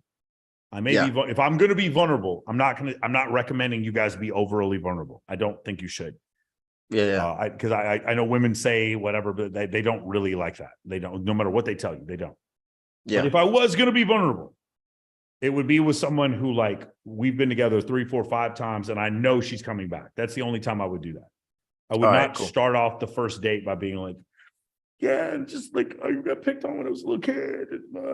Now, you can say it as a character building story, but I would not show some kind of like vulnerable emotion. Yeah. Now, if you said something to the effect of like, yeah, you know, these guys picked on me when I was a kid, so I said, fuck them, and now I make more money than all of them. Okay. That's fine. That's not being vulnerable, but but you can turn it into a character building story. Cool. Can I ask the second one? Yeah, go ahead. All right. How do you use, you know, your network and your social media and your events and everything like that if you want to get a job? Or can you even do that? Yeah, of course you can. I mean, Raj just did. So what you want to use your network for is you want to go to places to find the people that you want to have the jobs with. Like it was networking that essentially found me Grant and Miguel. More so Grant trying to network with me because Grant was actually a fan of mine before, you know, he came and slept on my couch. Grant was working for another business and then we met. He stayed with me for a while. He stayed with me for part of COVID, I think. Yeah, but he was networking with me, and that's one of the reasons why later on. Now, I mean, Grant is like invaluable. Like he's so fucking smart, and he knows so much. Like Grant, with or without me, Grant is going to be super successful because he knows so much about how to build these funnels. But like that's essentially how it happened. It's just you're going to network with these people. Like, because here's the thing. Here's what should motivate you. Ready? Understanding it's not a meritocracy. Understanding that guys have jobs because of who they know and not how good they are. There's like guys who work these cush, incredible jobs. And there were people at Harvard and Yale that were smarter than them, but didn't get those jobs. But these guys got those jobs because they went to the right birthday party. They snorted the right cocaine in the right bathroom with the right hooker at the right after party. That's a joke I used to make. Specifically, that is how guys get hired in Vegas. But and probably New York finance people also, you know, do that as well. But for other jobs, that is how it works. But like my roommate from college, now he's my VC CEO, you know? Yeah. Right now, I'm in Greece and I want to get a job in either engineering or software engineering in the UK. So is there any way I can use any of the stuff that I've built for that? I will tell you, the world doesn't want you to know this. But if you can be in front of those people having a drink with them and there's beautiful women around, you are 100 times more likely to get those jobs. Well, yeah, of course. That's the answer. I don't think I have it as an option right now, but I understand what you're saying. Yeah. That's what, like, if anybody ever read the Game of Thrones novels, there's a character named Melisandre Vashai. She's like they call her the Red Witch. And she talks about in the books, the closer she is to the wall, the stronger her powers were. That's how I am with Vegas. The closer I am to Vegas, the stronger my powers are. When I come to Vegas, I took Cole Gordon. I took him out the other night, introduced him to Marshmallow. We went up to an after party. Me, him, and 8 girls went to see Marshmallow. I can't do that in New York. I still have some powers, but they're not as strong in New York as they are in Las Vegas, because Las Vegas is a powerful place for networking. And New York is a powerful place for networking if you're fucking rich. Yeah. Okay? That's the difference. The top to bottom in Vegas is like this. The top to bottom in New York, I can't even express it. There's a party tonight. There's some sex party in New York in some penthouse tonight in somewhere in Manhattan where like billionaires are just like fucking random people and they're all wearing masks and like snorting Tusi and like fucking licking each other's asshole, and none of you are invited. That's happening right now somewhere. There's like this fucking chasm between the top and the bottom in New York, and a smaller chasm, but a big one in LA. But in Vegas, there's no chasm. My powers are stronger here. My powers are stronger here. Make sense? Yeah, I got it. So if you're having an issue where you want a job in London, you have to figure out a way to get to London, physically be in front of London douchebag who does the hiring. Yeah. That's it. Okay, I understand. Again, I did not get a job at Wet Republic because I wrote a letter to Sal. I got a job. Would you recommend I showed up there. Huh? So would you recommend I get a shitty job so I can go to London and then I connect? I would with the recommend you people and become if you told me I was going to become a club host in London so that I can stalk all these fucking guys in London that I want to work for, I would say 2 thumbs up. Yeah. 100%. Again, anybody who's worked in terrestrial radio, how do you get a job on the radio? You just show up one day with your fucking resume and they give you a job on the air? What happens? Anybody? How do you get a job in radio or television? Through connections. No, it's not through connections. What do you guys do? Show your tits. Yeah, throw a party. No, you're an intern. Then when you start at CAA or William Morris, what room do you guys start in, guys? Work for the mailroom. The mailroom. The mailroom. You start with the shitty position at the good company and work your way to the top. Do you understand, Sathis? Yeah. All right, got it. That's it. That's what you do. All right, cool. Nice. Thanks. Nicholas, what's your question? Yo, hi, Mike. I have another question. It's for a tip for you. If you go to London, just hit up a lot of people. They're really artsy. You get to know a lot of people really fast through musicians. For me, I have a question for charities because you do a lot of charities, and I really I would say I took your idea too for my model agency. I'm very passionate about it because I want to support women charities.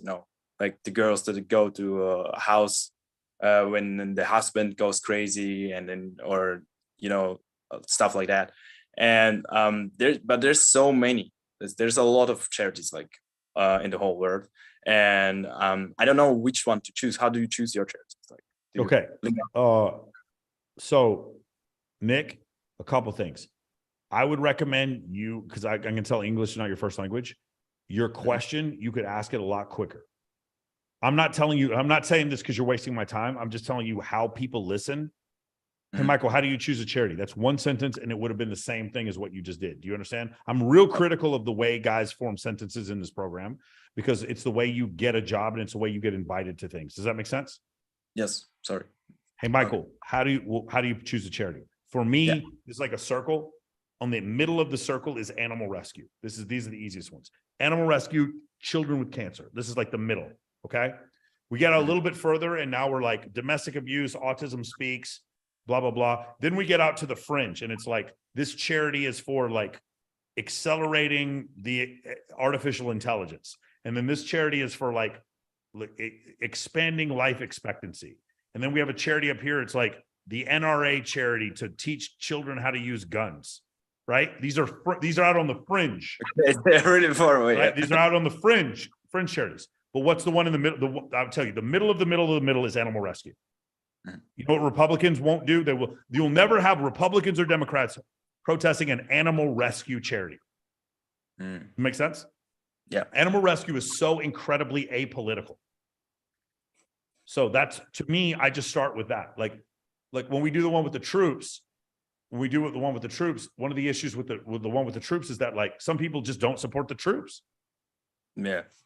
They're not going to protest the troops. They're just not going to show. It's like, I don't really care about the troops, Michael. I don't, we're not going to do one for the troops. Okay. We'll do something else. But nobody says no to the, and then when we do one for homeless children is not quite the middle of the middle, but it's right next to the middle of the middle, homeless children. Okay. Okay. That's it. That's how I choose them. And by the way, dogs are closer to the middle than cats are. Cats are not as close to the middle as dogs. There's very few only cat charities. There's dog charities and then there's animal charities. There's very few cat charities, which I would like to change, to be honest with you. It's funny on dating apps also, dogs are more favored than cats. Beautiful. Does that answer your question? Thank you. Yeah, sure. All right, brother. If I can help you somehow, let me know. All right. I love it, man. Hey, brother, what's your question? Hey, Mr. Sartain, can you hear me? Yep. All right, great.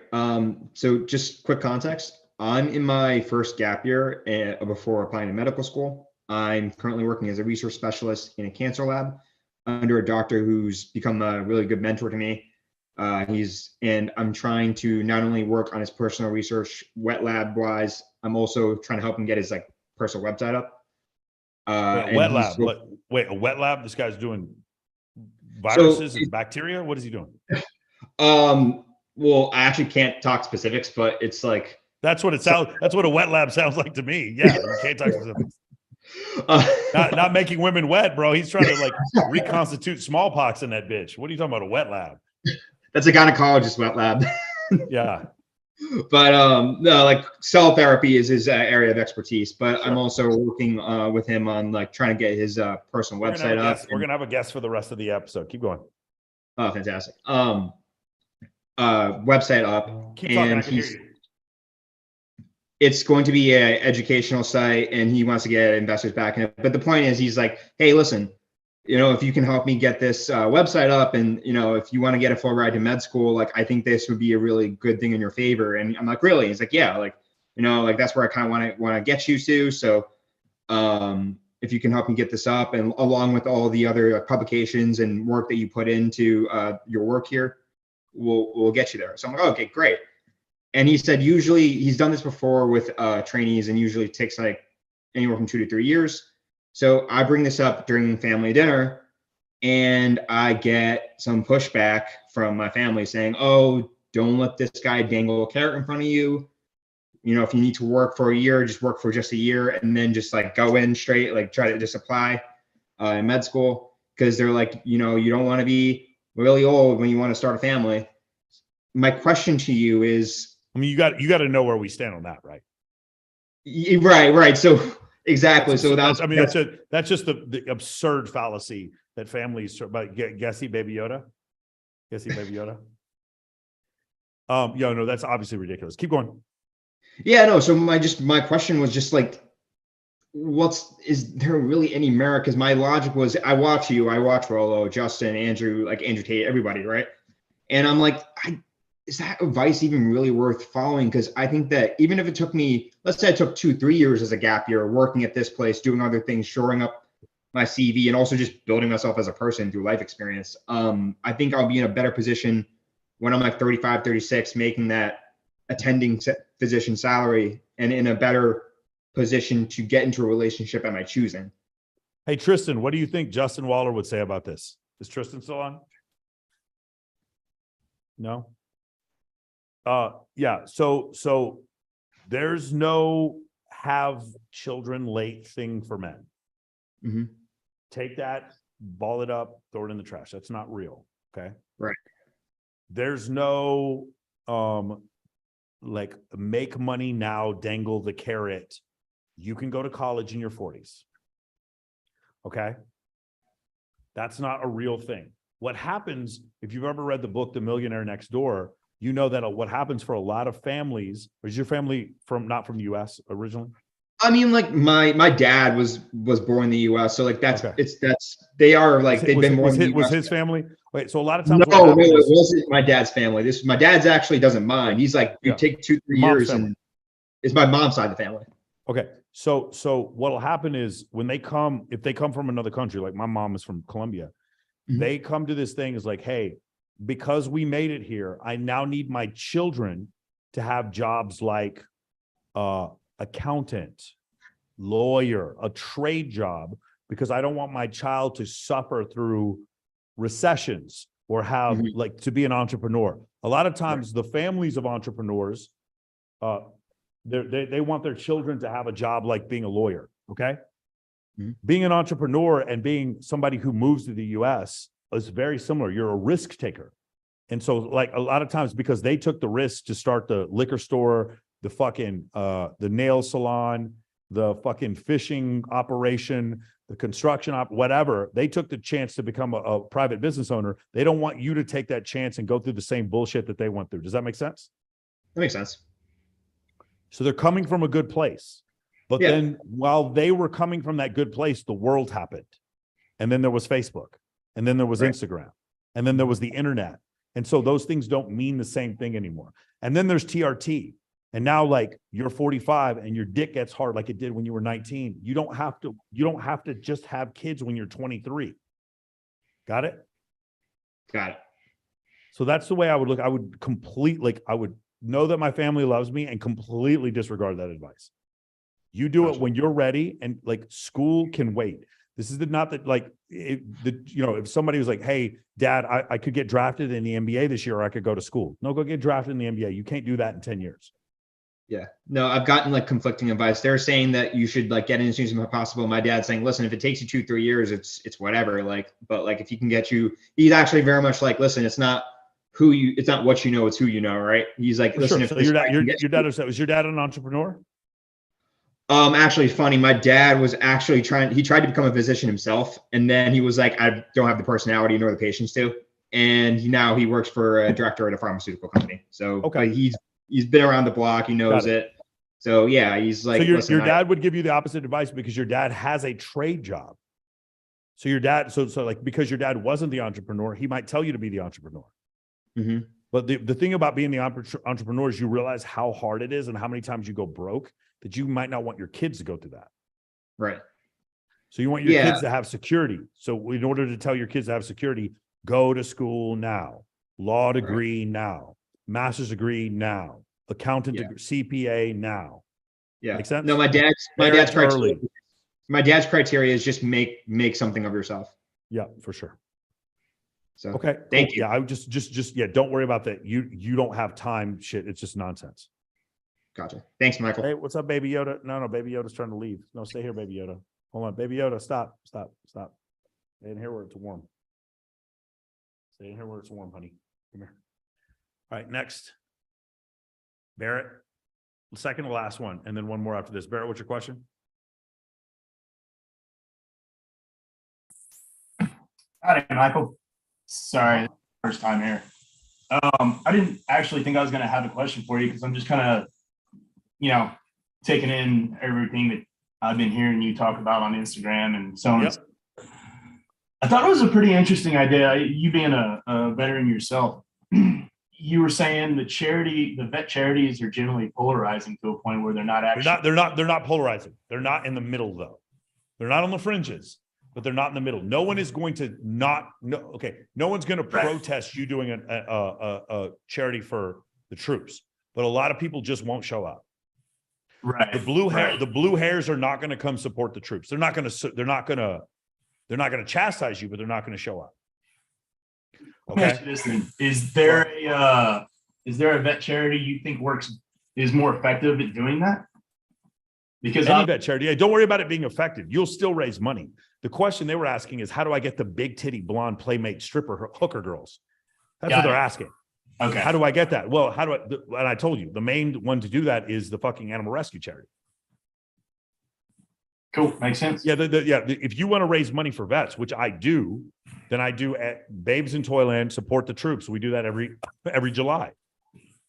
Cool. I don't care who shows up or not. And it does really well. Make sense? Yeah, absolutely. I was just curious. Thank you. But the animal rescue one, the girls go fucking ape shit. That's it. That's all it is. That's all it is. Polarizing would be, hey, we're doing a charity to just kind of like help people who are like recovering from like not having Donald Trump as president, and they have like a reform group. We can all just go together and just like talk about it. So we're raising money for that. That's a polarizing charity. You see what I'm saying? Yeah. Okay. Yeah. The Bernie Sanders supporters charity group. Like that's a polarizing charity. The troops one, it's not as polarizing. It's just some people won't participate. Got it? Cool. Thanks. Awesome. John, what's your question? Hi, Michael. Thanks for doing this call. I've got a couple of questions, if that's all right. So, first one. I work as an eye doctor, and I was wondering if people in your program, I'm sure there are health professionals or doctors, like, do they post videos of photo shoots with bikini-clad models on their Instagram? Yeah, a lot of them do, but they're the ER doctors. The ones with private practice, not so much. But the guys who work at hospitals, they don't care. You're not going to get fired as an ER doctor because you do photo shoots. Right. Okay. So I would look up Dre Small. This question I would actually address to Andre Small. Andre Small. Okay. Yeah. He's an ER doctor here in Las Vegas, and he posts photo shoot stuff all the time. So what if I do privately? Is that different? So it just depends on like what you're doing. Like if I was a chiropractor, I don't know if I'd care too much. I really don't think I'd care that much.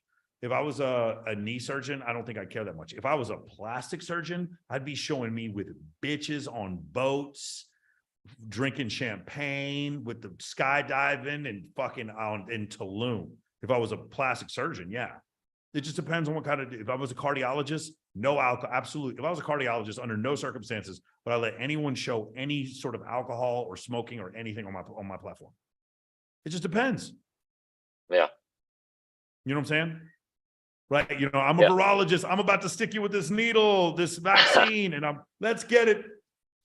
Let's snort this Coke. Yeah. No, that's not a good, don't do that. That's not a good play. Right. Okay. Hey, yeah, I think John, it should be. I think it doesn't matter as an eye doctor. It doesn't really matter. Yeah. Yeah, John. So John, one of my good friends, there's an eye doctor named Twan. This motherfucker parties harder than any dude I know. What's his Instagram? Twan. Let's see if I can find. I don't even know if he has an Instagram. He might not have one. He's just surrounded by women all the time. Twan. Oh, interesting. Okay. I don't think Twan has an Instagram actually. We just write on we only write on WhatsApp. Twan usually has between 3 and 7 girls staying at his house every weekend. Twan is on stage at every industry night. Twan works at Optica in Fashion Show Mall. Right. Okay. But he doesn't show it. He goes out every night. The guy goes out every night. Right. He doesn't show it. Right. Yeah. Okay. That's cool. One last one, Michael. Do the majority of the guys who go through MOA program, do they end up settling down or getting married, or do the majority of guys perpetually date multiple girls into their 30s or 40s? Yeah, my goal is to give you options, and in giving you options, it is going to make it a little harder to settle down, because like while you may want to settle down, just wait till you've like had a year where you've been with the most beautiful woman you've ever been in your life, and while you're dating her, the most beautiful woman you've ever seen in your life shows up. And then while you're dating the 2 of them, then the most beautiful woman you've ever seen in your life shows up. And then you're dating the 3 of them. And then your parents are like, when are you going to settle down? And then you're looking at the 3 most beautiful women you've ever seen in your life, and they're all dating you. That's what makes it hard. You understand, John? We're not trying to keep you from settling down. It just is really hard.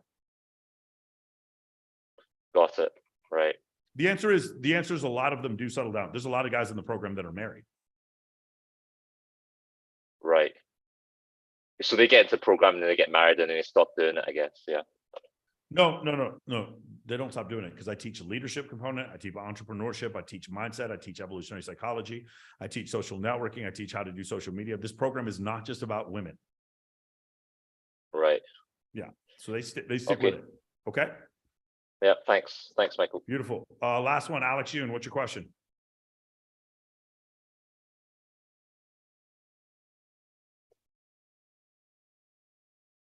Muted. Hey, brother. Muted. Can you hear me now? Yep. Beautiful. So coincidentally, the guy before that was sort of not an MOA guy. I wanted to testify for like your program a little bit, because we do. So I'm one of the 24 Chromie Homie gang, which is like a private call, like a meeting call that we do together. And every time we are on the call, we talk about how everything that you teach is absolutely the truth. Like there's not a single thing that we didn't come across like from your program. We're like, that is not true. So we've been able to have success in our own lives. And I used to be a big believer that, yeah, men and women can't be friends. And then I am starting to, be friends with like attractive females. And now I'm coming across like a few questions, like that are applicable about like, being friends with women. So anyway, so I wanted to first of all say, like, thank you so much for what you're doing. Like, it's really, really changed my life and impacted my life for the better. Like, really appreciate it. I appreciate that, man. That's the first thing. Second thing is, so I've been able to hold a music video shoot in a week, and I had 3 models come through, and I've been friends with a couple of them, and they're very attractive. And I'm thinking I have no intention of being with them, and I just really want to be friends with them. Do you show your insecurities with them as well, like exactly the same as how you treat your guy friends? Because sometimes with guy friends, Yes. a way to, yeah. I So treat you them like, show like, you do share see- do your you see how I was with insecurities and Torsia? everything. No, I don't. No. Insecurities, not so much. Like, no. Okay. What I would do is, I mean, you could maybe do it in a joking way, but like, the trick is to treat them like you treat guys. Now, if you are a person who consistently treats guys and shows them your insecurities, I'm not sure that a whole lot of guys are going to want to hang out with you all the time. There's nothing wrong with doing it, Alex, but what I would tell you is pick a small group of guys to express your insecurities to. Yeah. If that's something you really have to do. Does that make sense? Okay. I would not express it to Do a you- large group of guys. Do you have a small group of female friends that you express your insecurities to? I definitely do. Yes. Okay. Yeah. And- Okay. and That I'm- answers and I'm my putting- question. And I'm putting my penis in none of them. Yeah. Okay. Keep it in the pants for sure. No, it's not Beautiful. keep it in the pants. The 24 game.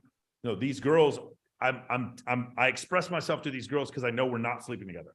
If I thought we were sleeping together, I would keep my mouth shut because it's going to hurt me. Make sense? Yeah. Absolutely. Yeah, absolutely. That's it. Thanks All right, so man. much. All right, guys, I got to go. I will see you guys. We're not going to do, we're going to probably tomorrow. I may have the networking coaches do the Tuesday call. There will be no call on Thursday. I'll see you guys again on Sunday. On Saturday, I'm going to be, well, hopefully Sunday. Sunday, we're going to do another networking call. Saturday, obviously, I'm going to be hosting the Teddy Ball in San Diego. Hopefully you guys can come out there and just let me know. You can find the tickets online. Just look up Teddy Ball San Diego. Hopefully you guys are out there. And then obviously just a few days after that, so that Teddy Ball's on a Saturday. The following Thursday is Babes in Toyland in Los Angeles.